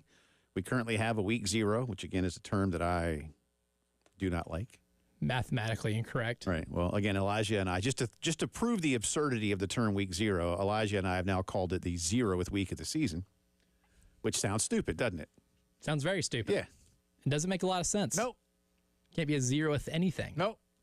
But week 0 seems fine to people, so we're just going to call it the 0th week until such times people realize, that's a dumb thing to say. As someone who does even have a disdain for mathematics, I do still feel offended that we are just butchering the term. But I'll also, like, people say, are you a glass half full or half empty? I'm like, well, empty's empty. You can't really be half empty. You can be half full. A little contradictory. Yeah. Anyway, let me throw another wrinkle into this. And I'm going to get ahead of not just myself, but everything in college football. But in terms of the calendar having to be changed, altered, there is a potential, as many of you have probably heard by now, there is a potential that starting in 2026, there will be automatic qualification spots for conferences. Now, it's not a done deal yet, but remember, they had an absurd trial balloon floated the other day, and Elijah and I talked about this. And on Josh Pate's latest podcast, he mentioned it as well,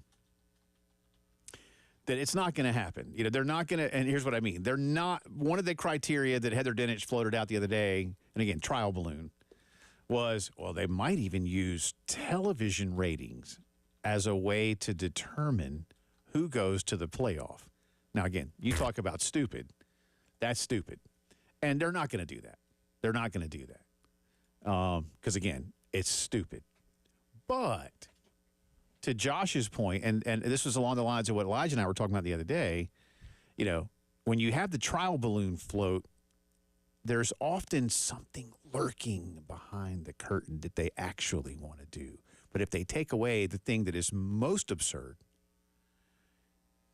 then you, the consumer, feel like, oh, well, whew, that's Dodged a bullet there. Yeah. So instead of television ratings being used as a criteria, which, again, isn't going to happen, they'll just say, well, hey, okay, we were thinking about that. But instead, SEC is going to get 4, Big Ten is going to get 4, ACC is going to get 2, Big 12 is going to get 2, and there'll be a couple leftover spots. And we'll figure it out. Because that's what's going to happen. I believe that. I don't want that, but I believe that's going to happen. So that being said, you might see conferences, in order to benefit their television partners, have some form of play-in game based on the standings. Now, you still might have 1 versus 2 for the conference title game, and some have even said, well, what's the point of having a title game? Well, the point is money. And if I'm not mistaken, Elijah, and I don't have it in front of me right now, but I believe the SEC championship game alone, like, and this is without the TV money, generates like $25 million on site in Atlanta. It's a lot of money. It's a lot of money. It's a lot of money. And whatever else they get as part of the television package, because it's sort of a standalone part. Might not be for the new deal, I don't know. But I mean, $25 million for one day's work it's a good number. And it might be more than that, man. I don't know. Pretty efficient. Might be more than that when you consider if they get a cut of. That's not even the TV money. Right. That's what I'm saying. It doesn't include Doesn't TV even money. include that's that. That's the on-site. That's the on-site at the Dome, man. That's the on-site at the Dome with the ticket sales and you know what? With luxury suites and such being what they are these days, it's probably even more. But anyway, that's beside the point. So I don't see those games. I don't see the game in Atlanta going away. I don't see the game in Indianapolis going away. Now, the game in Charlotte for the ACC doesn't always do as well. And the ACC might think of something different for their two participants. Again, I'm getting ahead of myself, so I want to come back to it. But if you're going to have play-in games that would be games above and beyond the 12 of the regular season, or for the 13th game for the two that participate in the title game, where are you going to play them? You got to play them before the playoff because that's who's going to the playoff.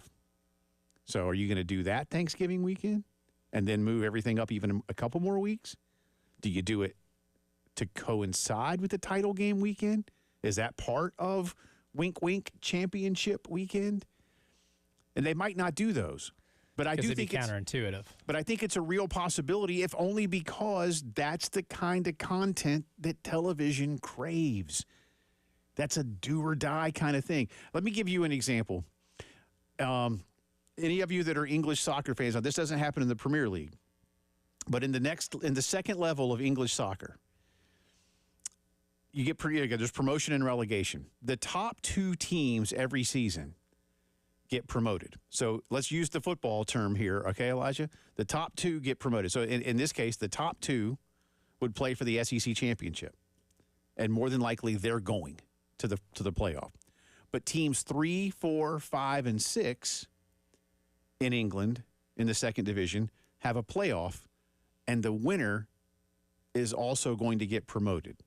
So 4 teams have a chance, 1 team gets in. In this case, would you have, say, teams 1 and 2 get into the SEC championship game, and maybe teams that finish 3, 4, 5, 6 play each other?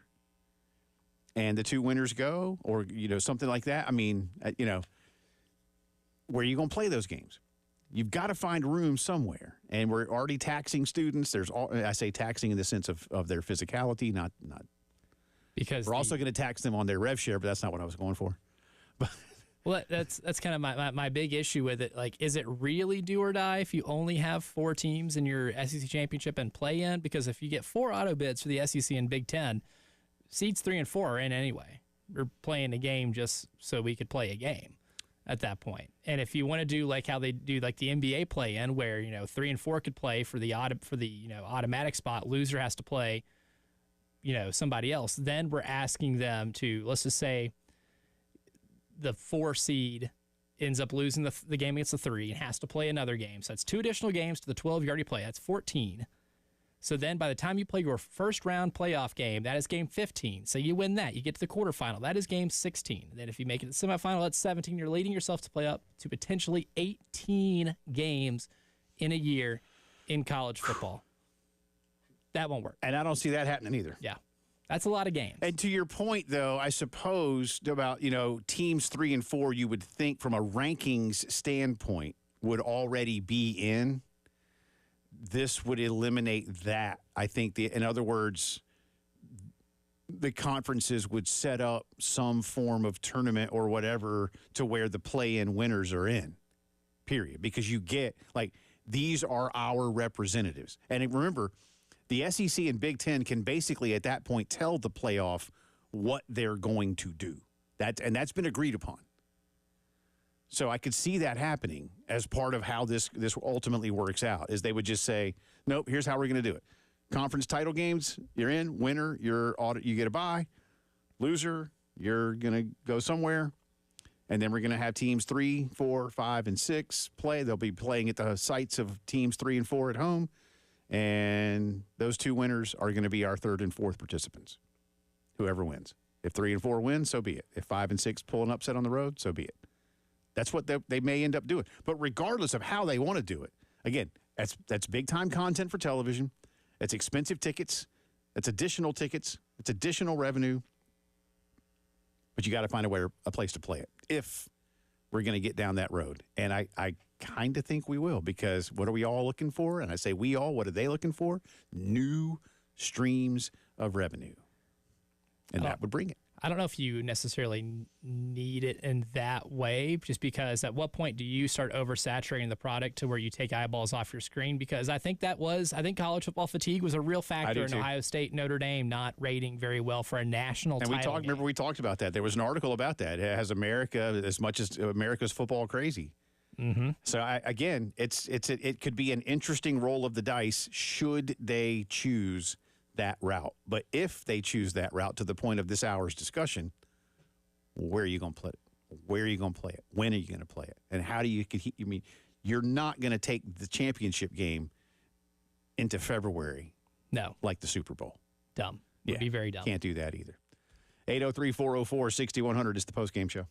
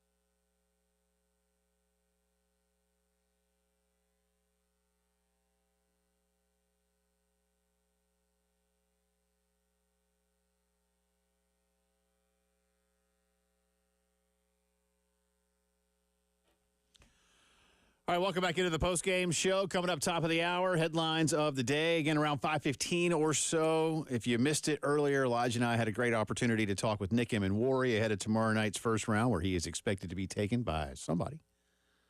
And it's fun catching up with him, so we'll play back some of that for you. Drive around the SEC, all coming up in a bit. One more bit of college football news. Really, this could be for a lot of players, but away from the discussion we've been having.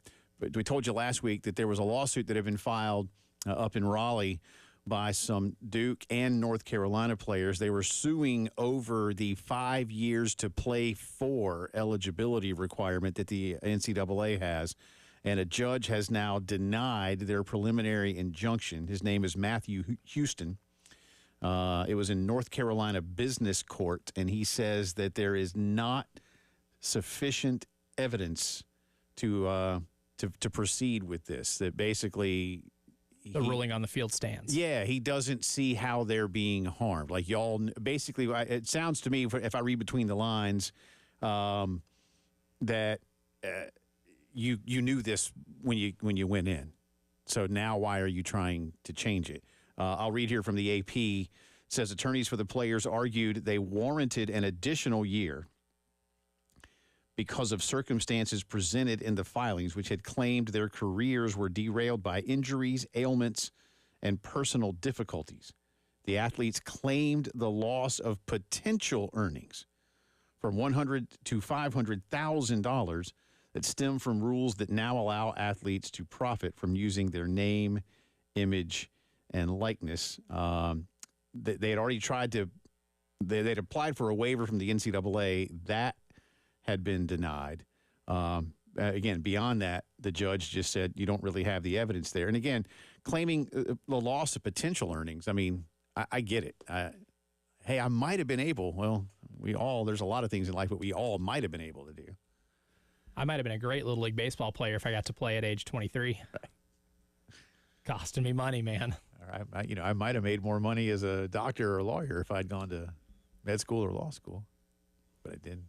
If ifs and thans were pots and pans, Jay Phillips, the world would be a kitchen. I'm not super surprised by this now, and this kind of coincides too with the story from yesterday, where like Clemson's Ian Shefflin and some others have put their names into the transfer portal despite not having any eligibility, in the hope that some quirk or twist of fate with the house settlement and some other things that are kind of swirling around it might open up the possibility for 5th years of eligibility. Look, I don't know enough about it to say no chance. But I do kind of question it. Look, at some point here, and you and I were discussing this morning, we all want some kind of rules, guardrails, and right now it does feel a little lawless. I understand that. I'm going to be on the side of the players, but at some point, we do need to get back. Now, again, I don't want to go back to the old ways, and I've heard some people saying that. I just like it the way it used to be. Well, again, the way it used to be was against the law, so we're not doing that. Yeah, we got to find a way. We got to find a way within the law to get everybody to agree on what they're going to do before they come to school. And you may see some of this too coincide with new NIL deals and contracts. For instance, we hadn't even gotten into this. We'll do it later in the drive around the SEC. There's a story developing at Arkansas about a potential payback of an NIL deal. We'll have details in the drive around coming up in about a half hour. But I'm not surprised by this one. Yeah, and for one of these kids at Duke, one of the Duke football players played in 50-something games. Right. You played a lot of college football. You know, like I get that, the world is changing and you might have been able to make more money in the future. And I'm sorry that timing is what it is. But LinkedIn calls all of us at one point in time, man. And that's just kind of where we are. At some point, it's time to join the workforce. So, again, I don't want to say I'm glad, but I guess I am in some ways. I don't know. But the judge saying, y'all aren't showing me that you've been harmed. You knew what you were signing up for. And there has been an opportunity to make money. And now your time is up, so it's somebody else's turn to make money. And are they going to make more than you? Maybe. But that's nothing I can do. There's nothing I can do for you. Because, again, we could all claim, well, hey, I might have been able to do something. Don't know what to tell you. And that's pretty much what the judge said. Don't know what to tell you. But no, sorry. Now, might they do something? It doesn't say here that I'm trying to find here. I didn't see anything about an appeal or anything else. Just that here we are. So they might have something else up their sleeve, the attorneys. I don't know. Maybe a magic trick that can wow the judge into thinking, you know what? That's a talent right there. You fellas get a 5th year. You have been harmed. Your attorney's a magician. Yeah. I have changed my mind. That's the only thing that can maybe happen. One of their attorneys said they will be of a lost generation. I think we've lost the plot here in terms of college athletics to some and the ability to make money in college. Doesn't mean you can stay forever. Again, I'm pulling for the kids. I am, but not in this case. Even Van Wilder had to stop going to school. Eventually. Fine film. Hour 3 coming up.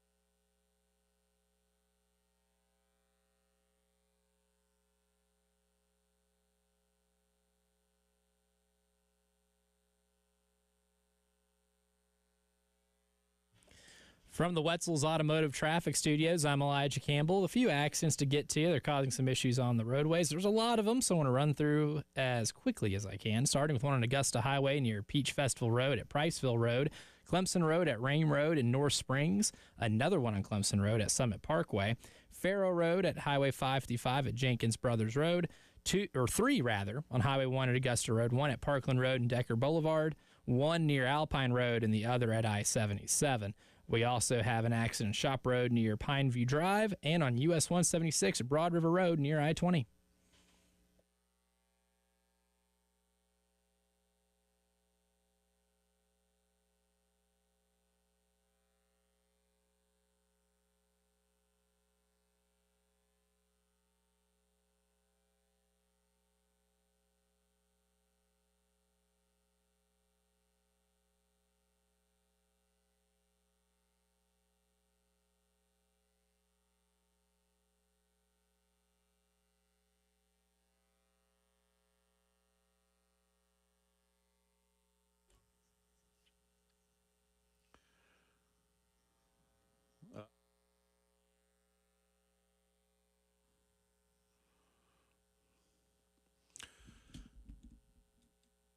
It is 5 o'clock news time on a Wednesday. Welcome back into the Postgame Show along with Elijah Campbell. I'm Jay Phillips.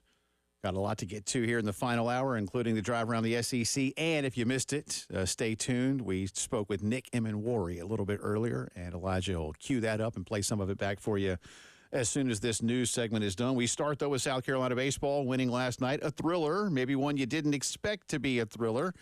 A midweek game against a so-so North Florida team. But, hey, sometimes it happens. But the Gamecocks got it done with K.J. Scobie having a double in the 10th that scored the winning run. Coach Paul Maneri saying, hey, it's fun to win a game like that. Well, obviously, it was exciting to have our first real walk-off win. We had one earlier this year to make it a 10-run game. But this was our first true walk-off win, and you forget how exciting those are when you've been away from the game and you have your first one. Just real happy for KJ. It was a beautiful swing he put on that ball, and had a lot of confidence in him. Gave him the green light, 3-0. Tried to do a little bit too much with that pitch, but then with 2 strikes, he just had a great approach and tried to go the other way, and worked out well for us. I thought we pitched great all night, and it was a good victory for us. It was Jordan Carrion who scored that cut number 4, please, Elijah Campbell. He got it going with his own double to start the 10th, and here is Paul explaining how the inning took a positive turn. What I said to him helped him necessarily. I wasn't too happy with his effort on the bunt, especially with 2 strikes. I don't know why he tried to bunt the ball down the third baseline. That didn't make any sense. We don't practice that, but he's had a little bit of a rough time. He didn't have a great weekend, and he's been so good for us since we inserted him, all year. And I knew it was just a matter of time before he did something good for us. And he hits the ball the best when he hits the ball to the opposite field. Sometimes, like most kids, they get pull happy because they think it's more macho to be able to pull the ball. But Scobie's the same way. He hits the ball so hard the other way that I don't know why they don't do it most of the time, But I was really happy for Jordan. He had a difficult weekend this past weekend, and he went out there tonight, and the first couple of at-bats weren't so great, but he ended up coming through when we needed it most. As Paul said, pretty good pitching last night for South Carolina. Again, there's 2 ways to look at it. The more cynical fan may say, yeah, well, North Florida is 21-20, and you probably should have done that. But Carolina does seem to be coming around a little bit. Now, they did give up 9 walks again last night, Elijah Campbell. 9 walks. South Carolina also committed 2 errors in the ball game.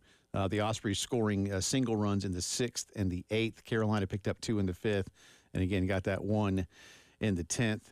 Last night it was Brendan Sweeney who picked up the win late, of course, coming in. Susie was solid, in my opinion. 5 innings pitched, 3 hits allowed, no walks, 3 strikeouts, no runs, and threw 67 pitches. So he had a good start last night for South Carolina. I'll certainly give him that. But the Gamecocks just, got to find ways to do more offensively, and Kentucky is feeling really good about themselves. They just took 2 of 3 from the Tennessee Volunteers. Carolina finally gets a little confidence under their belt. But the last 2 ball games, look, you won last night. We said it a bunch. A win's a win, and it's true. And sometimes a team comes up here and knows where they are, despite what Carolina may look like right now, and wants to take that opportunity. And they pitched well last night, did the Ospreys. They set a bunch of guys out there. And there was only one dude that gave up anything massive.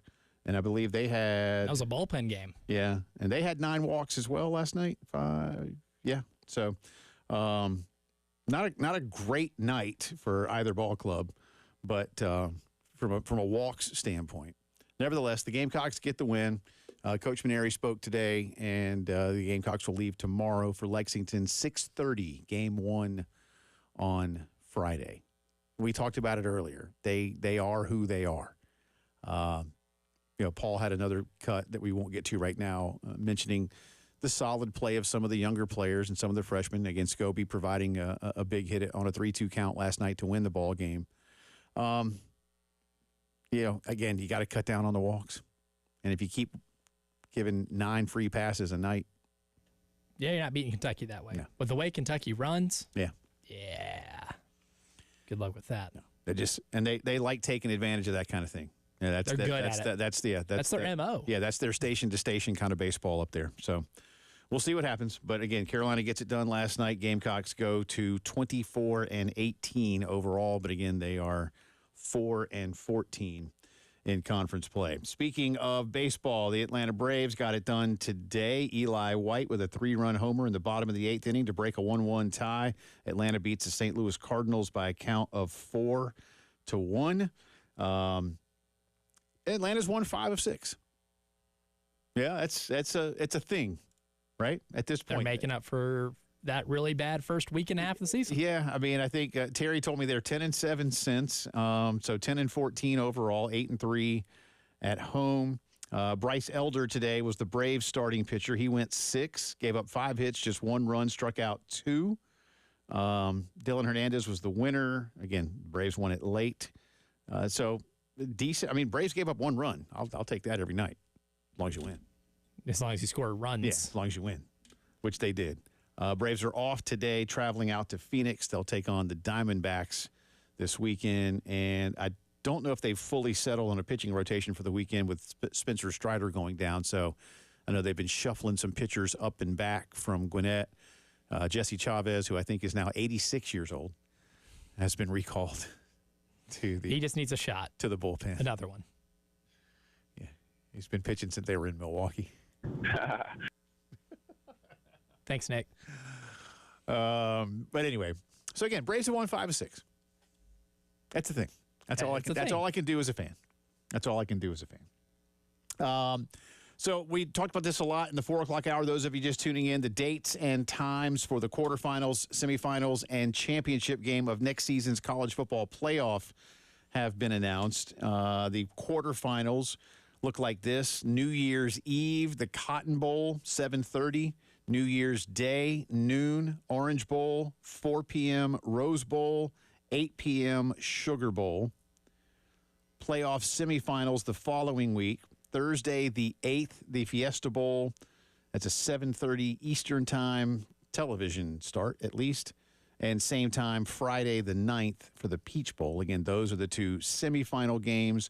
Monday night, January 19, is this year's title game. That one will also be in Miami. What do they call that stadium now? Is that hard? It's not Hard Rock anymore, is it? It's still Hard Rock. Is it Hard Rock? Yeah. I still call it Joe Robbie. I probably shouldn't, but I do. It'd be incorrect. It would. And they've had a lot of iterations of stuff. Elijah and I talked about this a lot last hour. We're not thrilled with it's different for a Thursday New Year's Day, obviously, or even a Wednesday night New Year's Eve.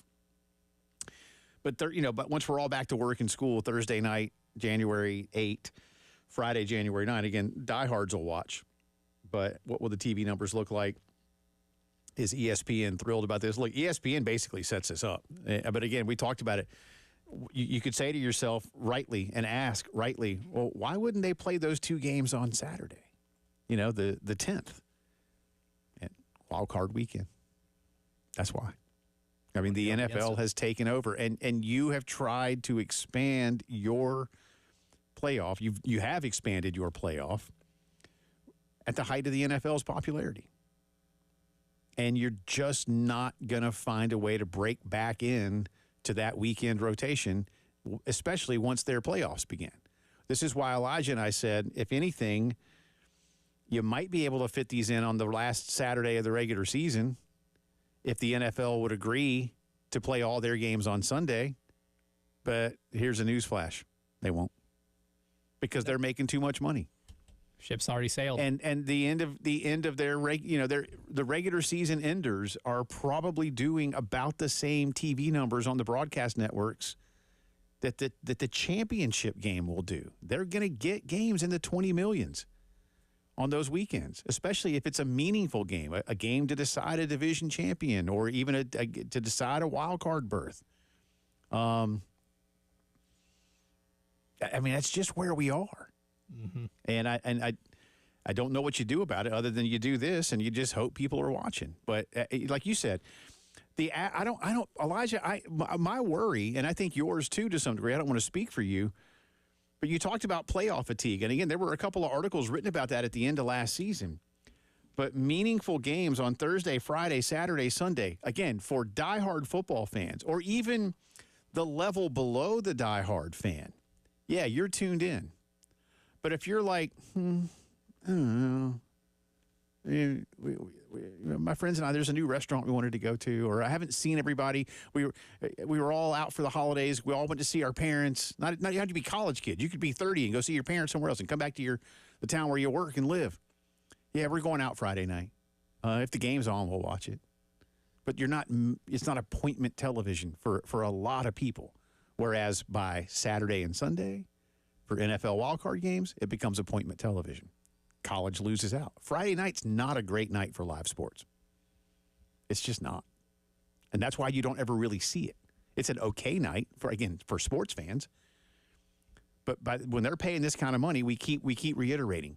When they're paying this kind of money to televise, they're not worried about the diehard fan or that next level fan. If I have 5 tiers of fan, with 5 being the diehard, they want to make sure that tiers 1 and 2 want to watch this game. I don't think they do. And it might depend on who it is. Well, I don't think they do late January. But if it's, and I don't mean this with any disrespect, but if it was like, let's just say Boise State and Indiana played a playoff game again this coming year. They didn't, not again, but if they did on that Friday, no, not happening. Now, if Boise and Indiana play for a national semifinal, that's a pretty good story. I think, yeah, and that actually might draw those eyeballs. So it might, but again, it's just, and if you missed the discussion, we just talked a lot about the need to try and find a way to alter the calendar so that college football doesn't have to feel like such a second fiddle to the NFL when it comes to television. And you know what? Maybe the powers that be don't care. They may have certain marks that they want to hit, and if they hit them, they feel good. And Disney feels they're getting their money's worth. Because that's what this is going to come down to. Does Disney feel like they're getting their money's worth? What I'm really curious about is, does Disney feel like they're getting their money's worth with a championship game played on a Monday night, which is fine, but at 8:30? Yeah, TV time 7:30. I guess it'll kick around 8. They'll probably, have...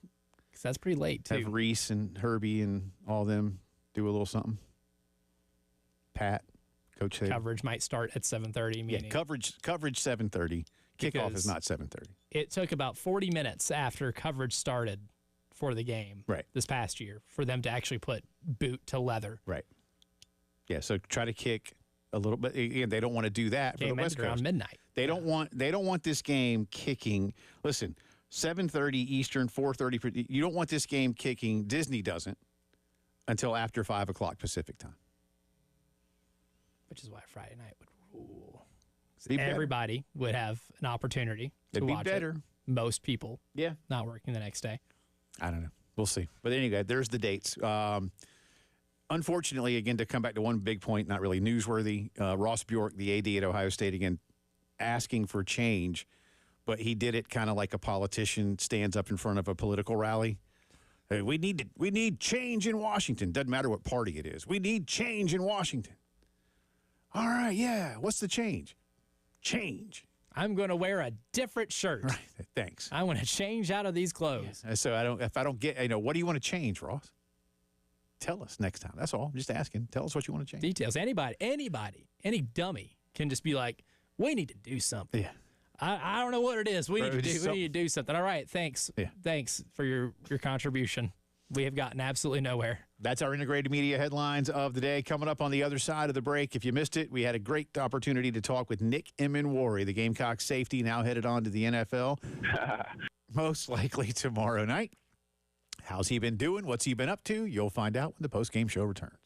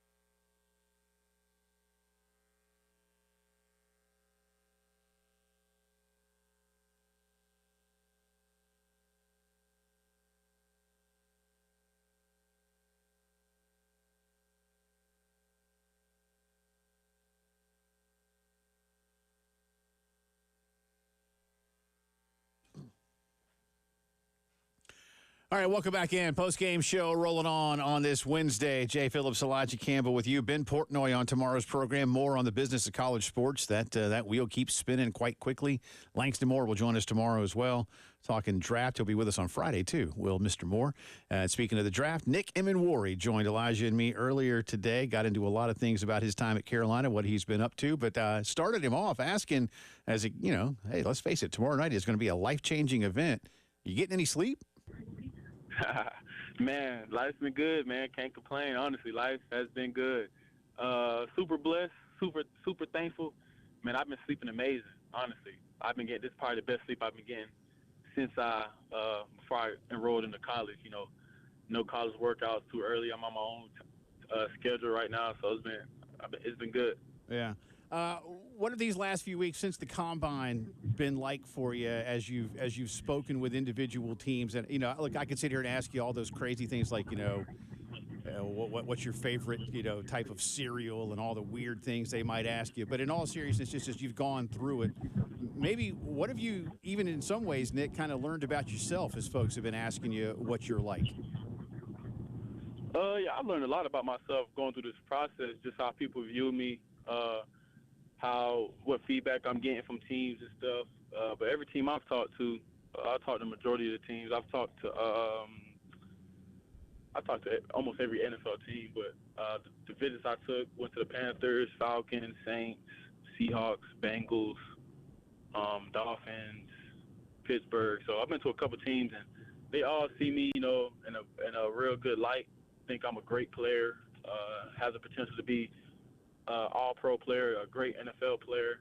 So they're super excited to get me, whatever team gets the chance to have me on their squad. So, Nick, whenever I think about your South Carolina career, I think about doing my personal post-game video on the field at Clemson after the game, seeing you and DQ Smith running down the hill, and it seemed like you guys were having the time of your life. That was a fun afternoon, but.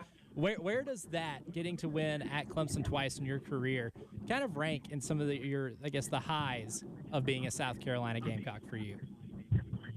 Man, for me personally, that's at the top, and that's at the top of everything. Top of my career, top of my list so far. Just being undefeated in Clemson, Death Valley, whatever they call it, but being undefeated there, man, it's awesome because, if you guys remember when I first came into college on National Signing Day, I hit him with a Clemson's on the clock. So, that's kind of like legendary how right when I said that, we haven't beat Clemson in a while. And that first year I was in school, we beat Clemson for the first time in years. Broke their, home win streak or something like that. It was like a 70-something win streak. We broke that streak, and then we beat them again my last year in college. So, it's been fun, man. That's at the top of my list for sure. Yeah. And to be fair, the Carolina defense in the game y'all lost, y'all didn't let Clemson score an offensive touchdown, so that was a pretty good experience. We ain't scored a touchdown, so So there was that. Nick Emmanwori with us, the former Gamecock safety. Again, expecting to hear his name called tomorrow night at the first round of the NFL draft in Green Bay. Let me take you back to the combine because you're not a unique situation when it comes to the combine, but there are several guys that go up there and maybe don't do as much. Your tape and your stats speak for themselves at Carolina, but you were also someone who absolutely elevated his stock and status when you went to Indy. I'd love to know what the talk was as you went in, and then the confidence you have in yourself to elevate who you are, and clearly it's shown as people do these mock drafts, Nick, that you did make a move in Indianapolis. Yeah, man, for sure. Going into the draft, going into the combine, pre-combine, I was already seeing my name. Maybe I was hearing late first round, early second. Seeing a couple mocks. I don't really pay attention to the mocks, but I seen one or two mocks where my name was last or last 5 picks. So going into the combine, I was expecting to just handle business there. Honestly, going into it, I was real confident. Real sure in my ability. Going into it, I knew exactly what was going to happen as far as testing wise. So I was probably the most confident dude in the building.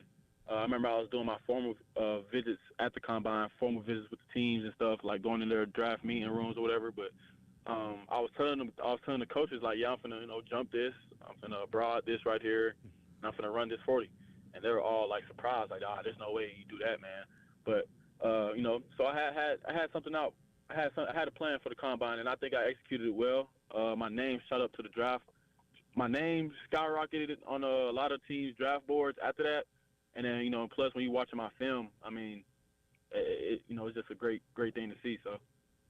Yeah, absolutely. And Nick, I think one thing that this past year that you showed, your ability to pick off passes and take them to the house. I mean, that was, I guess, when you look at the things that stick out on tape, that's definitely one of them. But now that, you're going into your draft day, you're kind of thinking ahead about your future playing in the NFL. Is there a quarterback or a team that you're really excited to get to show your chances or your abilities against? I really would love to play with or against Lamar Jackson. That's like one of the dudes I kind of like respect the most in the league. Yeah, Patrick Mahomes is good. Josh Allen is nice, but Lamar Jackson, like, just his athleticism and he's becoming a better thrower each year he's in the NFL. I want to match up with that athleticism and see how I can hold my own against him. So, A few more minutes here with former Gamecock Nick Emmanwori. One of the things that a lot of us have talked about when seeing you come out of Irmo and being a local kid and doing what you did at Carolina is your growth and your development. And I know you could probably spend a lot of time on it, but in a nutshell version, just where you saw yourself, in your first spring practice with Clayton White and with the staff to where you are now. Because, I mean, you grew up around here and you know that Carolina, let's face it, Carolina's not always going to have the talent levels of an Ohio State or a Georgia. You're going to have to develop guys, and you have become one of the great examples of development under this coaching staff. To take us through some of those highlights and what you remember to get you where you are now. Honestly, man, it was just a perfect storm brewing in Columbia, especially at the perfect time where I came through there. I owe a lot of thanks to Coach Beamer, Coach White, and Coach Gray, who had a lot of stuff to do with that, and even the strength staff.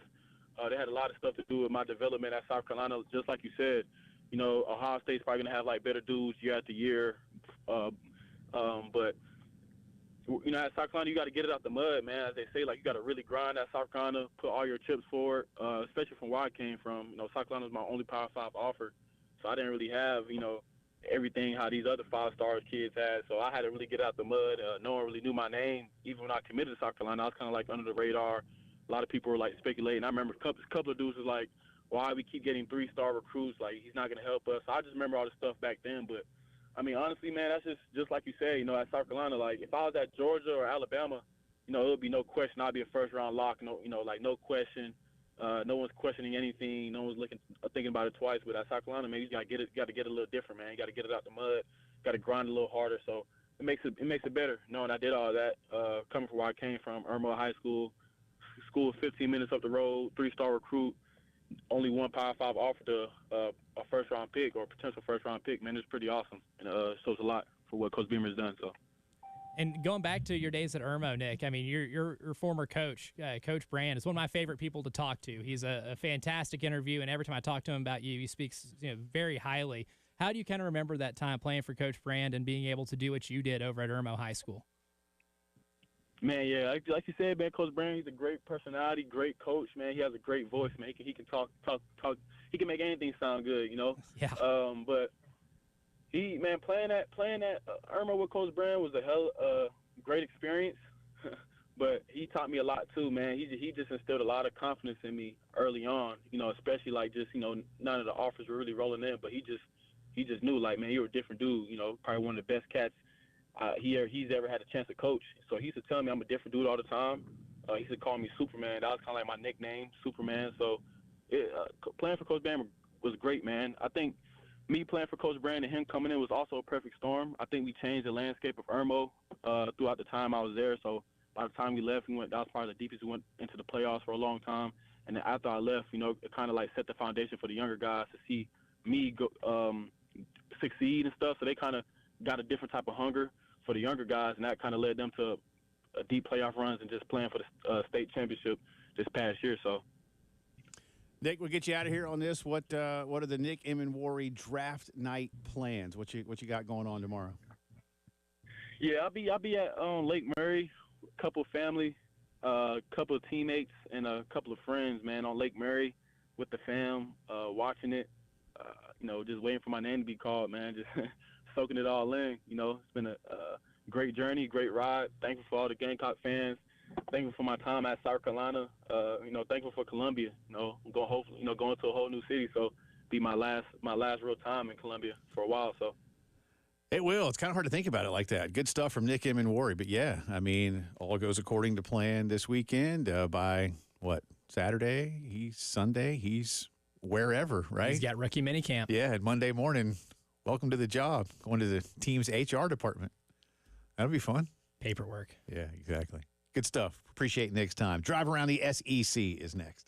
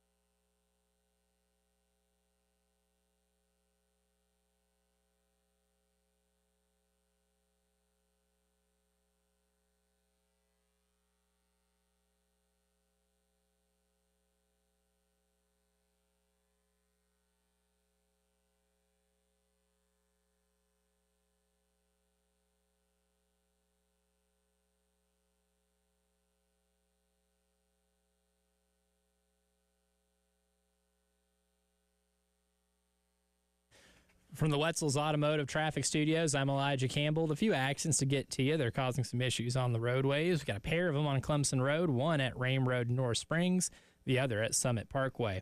3 accidents on Highway 1 at Augusta Road, one near I-20, the other at I-77, and the last one near Alpine Road. Got an accident on Highway 302 at Highway 6 near South Lake Drive, I-20 westbound at Clemson Road, exit 80, I-126 westbound at Greystone Boulevard, Shop Road near Pineview Drive, US 176 at Broad River Road near I-20, and on US 378 near I-77.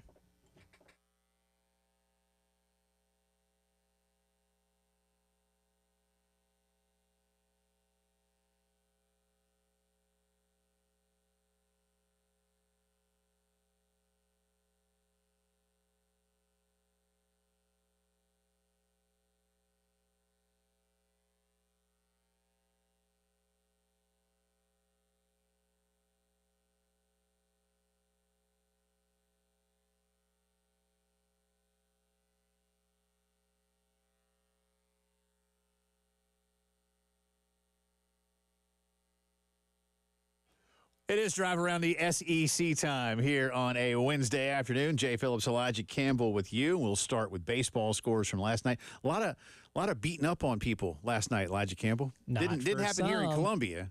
Not for some. Not for some. Not for some. May or may not have had an upset last night. Some got beat up SEC. on. Yes, somebody got beat up on. But we'll save that one for last. Yeah, last night Texas A&M run rules Sam Houston. Poor Sam Sam. Houston. Yeah. Sam Houston's only won 8 games all year. He's fighting hard. At some point, he has to break. Tennessee beat that was a 13-3, by the way. Tennessee run rules Lipscomb 11-1. Oh, they got their revenge there. Florida run rules Georgia Southern 12-1. Kentucky run rules Louisville. Number 19 Louisville. That's a statement win. 17-5. Woo! Kentucky's 23rd win of the year. Oh, goodness. 8-10 in conference play. You already know about the Gamecocks. They beat North Florida in 10 innings, 3-2. In 10 innings last night, Ole Miss beat Mississippi State. You may say, Jay, they played on a Tuesday? Yes. A Tuesday. They play a fourth they play a fourth game against one another every year in Pearl. They call it the Governor's Cup. Pearl is a Jackson suburb where the Braves play. Not just the name of Mr. Krabs' daughter. Nice.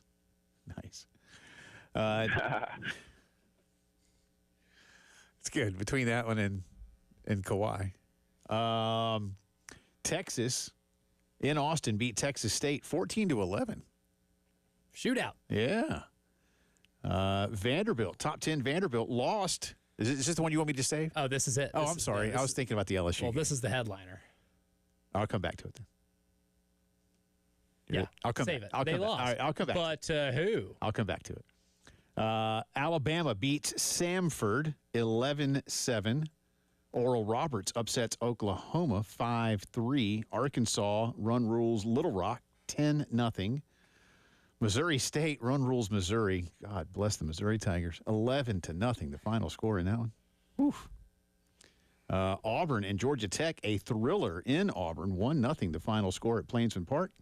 And Clemson shuts out Georgia 3-0. Number 2 Tigers over number 10 Georgia.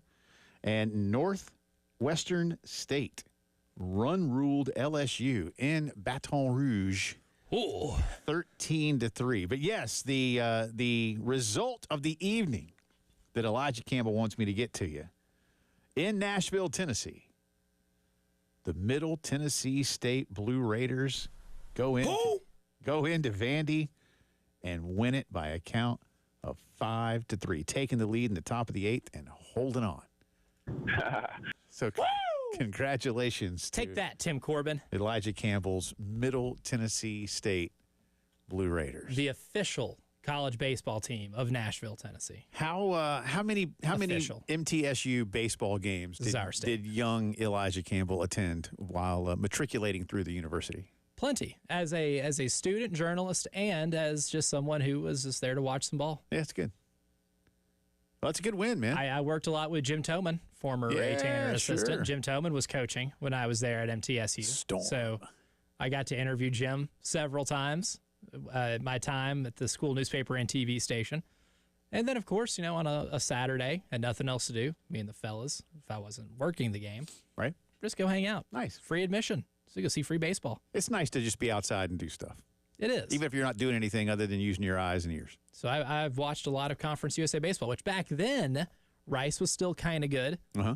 Southern Miss was really good and in the conference. Okay. So it was a better baseball league than it is now. I get you. Yeah, Jim Toman's a good dude, man. I like it. All right, well, congrats. Winners. Congrats. Shocking the world. There Called you it go. yesterday. There's only one game tonight. I think Arkansas and Little Rock are playing again. Let me double check that for y'all real quick. Yes, they are playing another game at 6 o'clock tonight. Speaking of Arkansas, their NIL collective, this has now been confirmed, excuse me, by Pete Nakos of On3. And there was sort of earlier this morning, there was sort of a coy message from AD Hunter Yurachek of Arkansas about how they would, help the collective fulfill all obligations to it. Now we know more. According to Arkansas, it says here, the Arkansas NIL collective has sent 2 demand letters to players asking to fulfill buyout clauses. The AD's comments yesterday were referring to multiple players who left before NIL contracts expired, including Madden Iamaleava. Pete Nakos says there's 2 transfers here. Madden is one of them. They are looking for roughly $200,000 in return pay from Madden Iamaleava. He enrolled earlier this year. Just spent a couple of months on campus. And, I mean, did he just quit school? I mean, you're in school. Like, you got to that's another thing that's kind of bugging me here. And I don't know about Joey Aguilar, spending just a few months on campus at UCLA, but don't you at least from an academic standpoint need to finish to finish the semester? I mean, I don't know. I don't know how that works. And what's the penalty for that? As much as we can all be cynical about, well, they don't go to school anyway. And again, who was the who was it at Ohio State? I'm not here to play school. Oh, that was Cardell Jones. Cardell Jones. I don't know if he said that before or after beating the kid in the hospital in NCAA football by a triple digits. Right. Yeah, which is just so terrible. Like, why even play? Anyway, let's not do that. Let's just not even do that. But regardless, this is going to become a thing. Hunter Yurachek said, I have spoken with the leadership team at Arkansas Edge, that's the name of their collective, and expressed my support in their pursuit to enforce their rights under any agreement violated by our student athletes moving forward. We appreciate Edge's investment in our student athletes and acknowledge the enforcement of these agreements is vital in our new world of college athletics. We look forward to continued dialogue with all parties in resolving these issues. Yeah, I mean, you didn't do anything for $200,000. You didn't do anything. And this becomes part of the problem when it's called NIL. Did Madden Iamaleava endorse a car company, a restaurant? Did he do autograph signings? Did he do anything? We're calling it NIL. I'm air quoting. For those of you watching, you can see. If not, I air quoted. But that's part of the problem. We know it's pay for play. We know what it really is in this kind of sense. And that's where, for as much as, again, as I've said many times, I'm on the side of the student athletes here. And I do think they deserve a cut of what's being produced. But you can't do this. And just, oh, well, hey, you paid me. I mean, you didn't do anything. You didn't fulfill your obligation. Yeah, you didn't.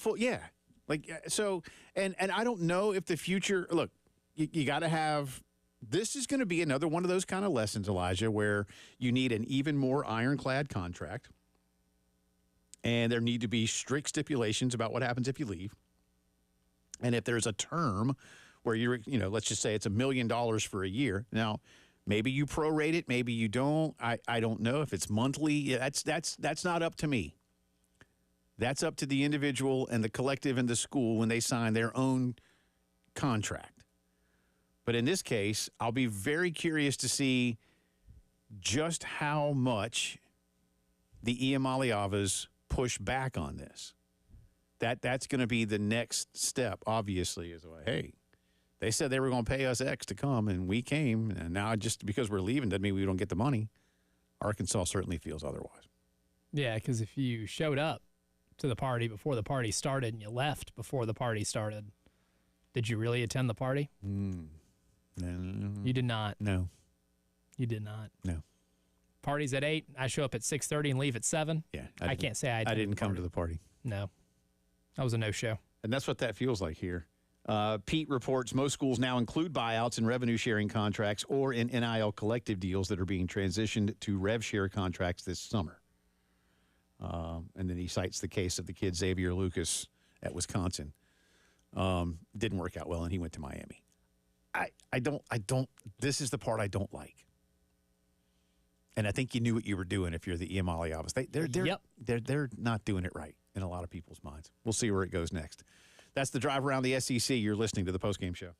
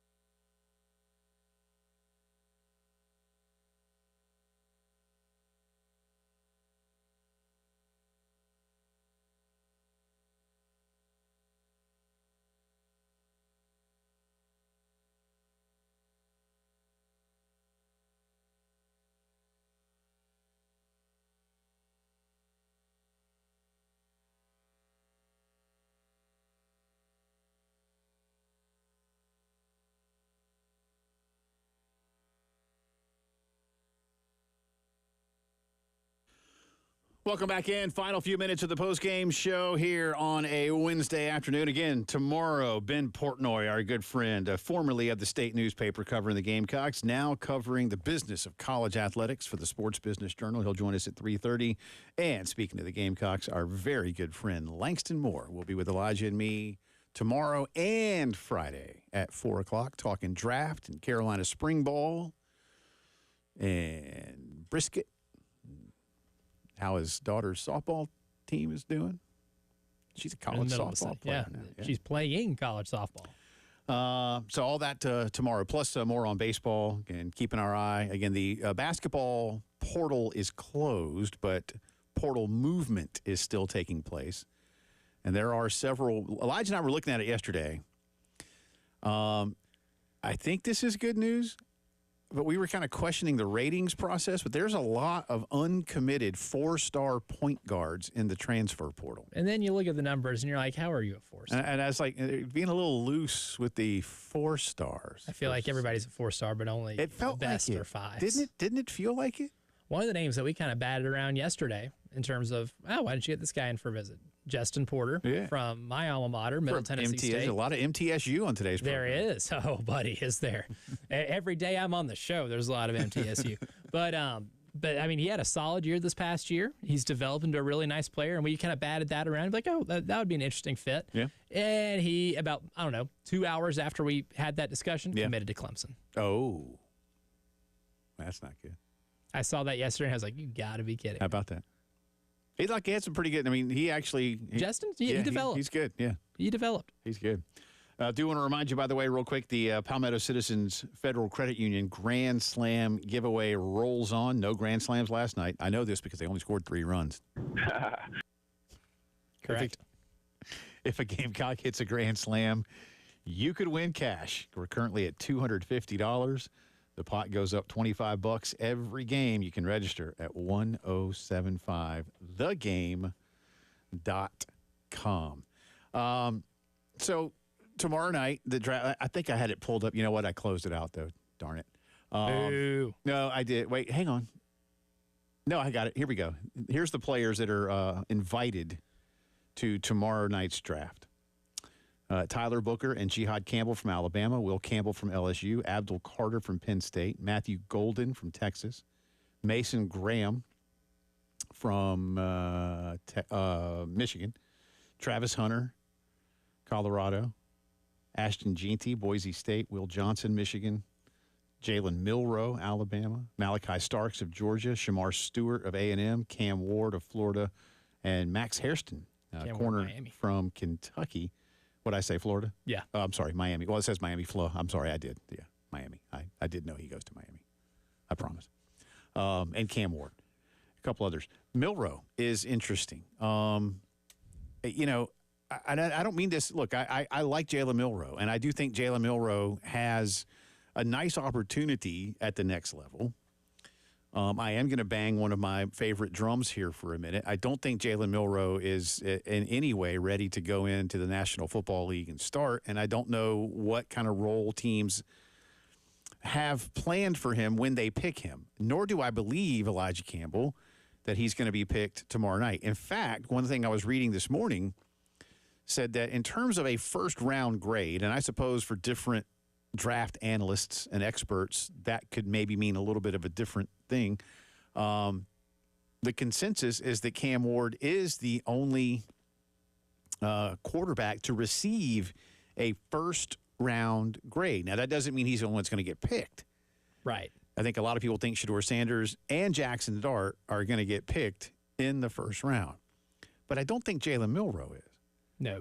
And I'd be surprised. I just wonder, if you're Jalen Milroe, is it a confidence thing?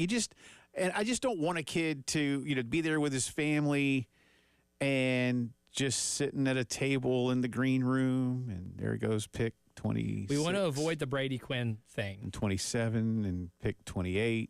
And then all of a sudden, 29, 30, 31, 32, you didn't go. And so I just, that surprised me when I saw his name. And I saw this a couple days ago, actually, and I was like, Jalen Milroe, really? Because I think most people see him going, what, maybe third round? Yeah, late second. I mean, day two, like day solidified at day two. Day two. Which is why I was really confused about that as well, because all the other names that you reeled off are bona fide, guaranteed first rounders. And again, the drum I'm going to bang is developmental league. This Jalen Milroe just seems, especially as a quarterback, and you could do this for any position, but he just quarterback especially. And one of the things that drives me nuts is when NFL folk, whoever they might be, whether they're directly associated with the league, whether it's fans, anybody, like, there are not enough good quarterbacks. They need to develop better quarterbacks. Yes, you do need to develop better quarterbacks. And the best way to develop somebody in anything they do is to have them do it. When you get out of med school, you go intern for a bit, and you do all and you watch, and then you do a little bit, and then you're ready to start. It takes a while. Again, 18-year-olds drafted out of baseball or drafted out of high school in baseball go to the minors. There's very few Bryce Harpers and Ken Griffey's out there. Very rarely. That go to the bigs at 19. So, good luck to Jalen Miller. Again, I think he'll catch on, but when's he gonna play? And how's that going to look? Anyway, we'll talk more about that tomorrow. Have some more draft fun. Again, Ben Portnoy, Langston Moore. Thanks to Nick Emmanwori for joining us. Thanks to all of you for listening. Do it again tomorrow at 3. See you.